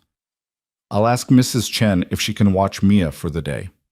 The following Saturday, they drove to the coast, David's ashes in a simple wooden box on Elena's lap. The drive took 2 hours through green Oregon forests and small towns that existed primarily for tourists. Elena was quiet, staring out the window, and Ryan let her be. The spot Elena had chosen was exactly as she'd described: dramatic cliffs dropping to a rocky beach, the Pacific stretching to the horizon in shades of gray and blue. They parked and walked down a steep trail, Elena carrying the box with both hands. At the edge of the cliff, Elena stood for a long time just looking at the ocean. Ryan stayed back, giving her space for whatever private conversation she needed to have. "I'm ready now," Elena said finally, "to say goodbye. Not to him exactly, but to the life we planned, to the person I was when he was alive." She opened the box. "I'll always love you, David, but I'm choosing to live now. I hope that's okay." She scattered the ashes into the wind, watching them drift out over the water and rocks below. Some caught in the updraft and swirled higher, some fell straight down. All of it returned to the earth and ocean that had held David's life in the first place. Elena cried, but quietly, peacefully. When the box was empty, she turned to Ryan and let him hold her while the ocean crashed below and the August sun warmed their backs. "Thank you for being here," she whispered. "Always." They stayed at the coast for the rest of the day, walking the beach and eating overpriced seafood at a tourist trap restaurant. The drive home felt lighter somehow, like Elena had set down weight she'd been carrying and could finally stand up straight. That night, back in their house with Mia asleep upstairs, Elena pulled Ryan onto the back porch, where the tomato plants were heavy with fruit that would probably never fully ripen before frost came. "I'm ready," she said. "For what?" "For everything. Marriage, making this official, all of it." Elena took his hands. "I know we said we'd wait, but I don't want to wait anymore. I want to choose this life deliberately instead of just drifting into it." Ryan's heart raced. "Are you proposing to me? I don't have a ring or a plan or anything romantic, but yeah, I guess I am." Ryan laughed, the sound bubbling up from somewhere deep and joyful. "Okay." "Okay?" "Yes. Let's get married. Let's make this official. Let's choose each other for real." Elena kissed him hard, and Ryan thought about how far they'd both come from that rainy night when she'd stopped him on the street. How they'd rebuilt balconies and lives and futures that seemed impossible but turned out to be exactly what they needed.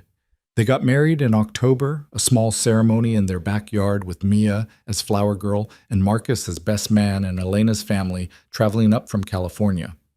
It wasn't fancy or elaborate, just people they loved in a space they'd built together, making promises they intended to keep. Mia asked that night, after guests had left, and it was just the three of them, "Can I call you Mom now?" Elena's eyes filled. "If you want to." "I want to. But sometimes I might still say Elena, just because." "That's perfect. You can call me whatever feels right." Mia hugged Elena fiercely, this 6-year-old who'd lost one mother and gained another through a series of choices and accidents that somehow added up to family. That night, Ryan stood on their back porch, not a balcony, but close enough, looking at the life he'd built. A house he owned with the woman he loved. A daughter sleeping safely upstairs in her own room. Work that meant something. A future that felt solid instead of fragile. Elena joined him, wrapping her arms around his waist. "What are you thinking about?" "How none of this was part of the plan. How I was convinced for years that this kind of happiness wasn't meant for people like me. And now? Now I think maybe I was just scared.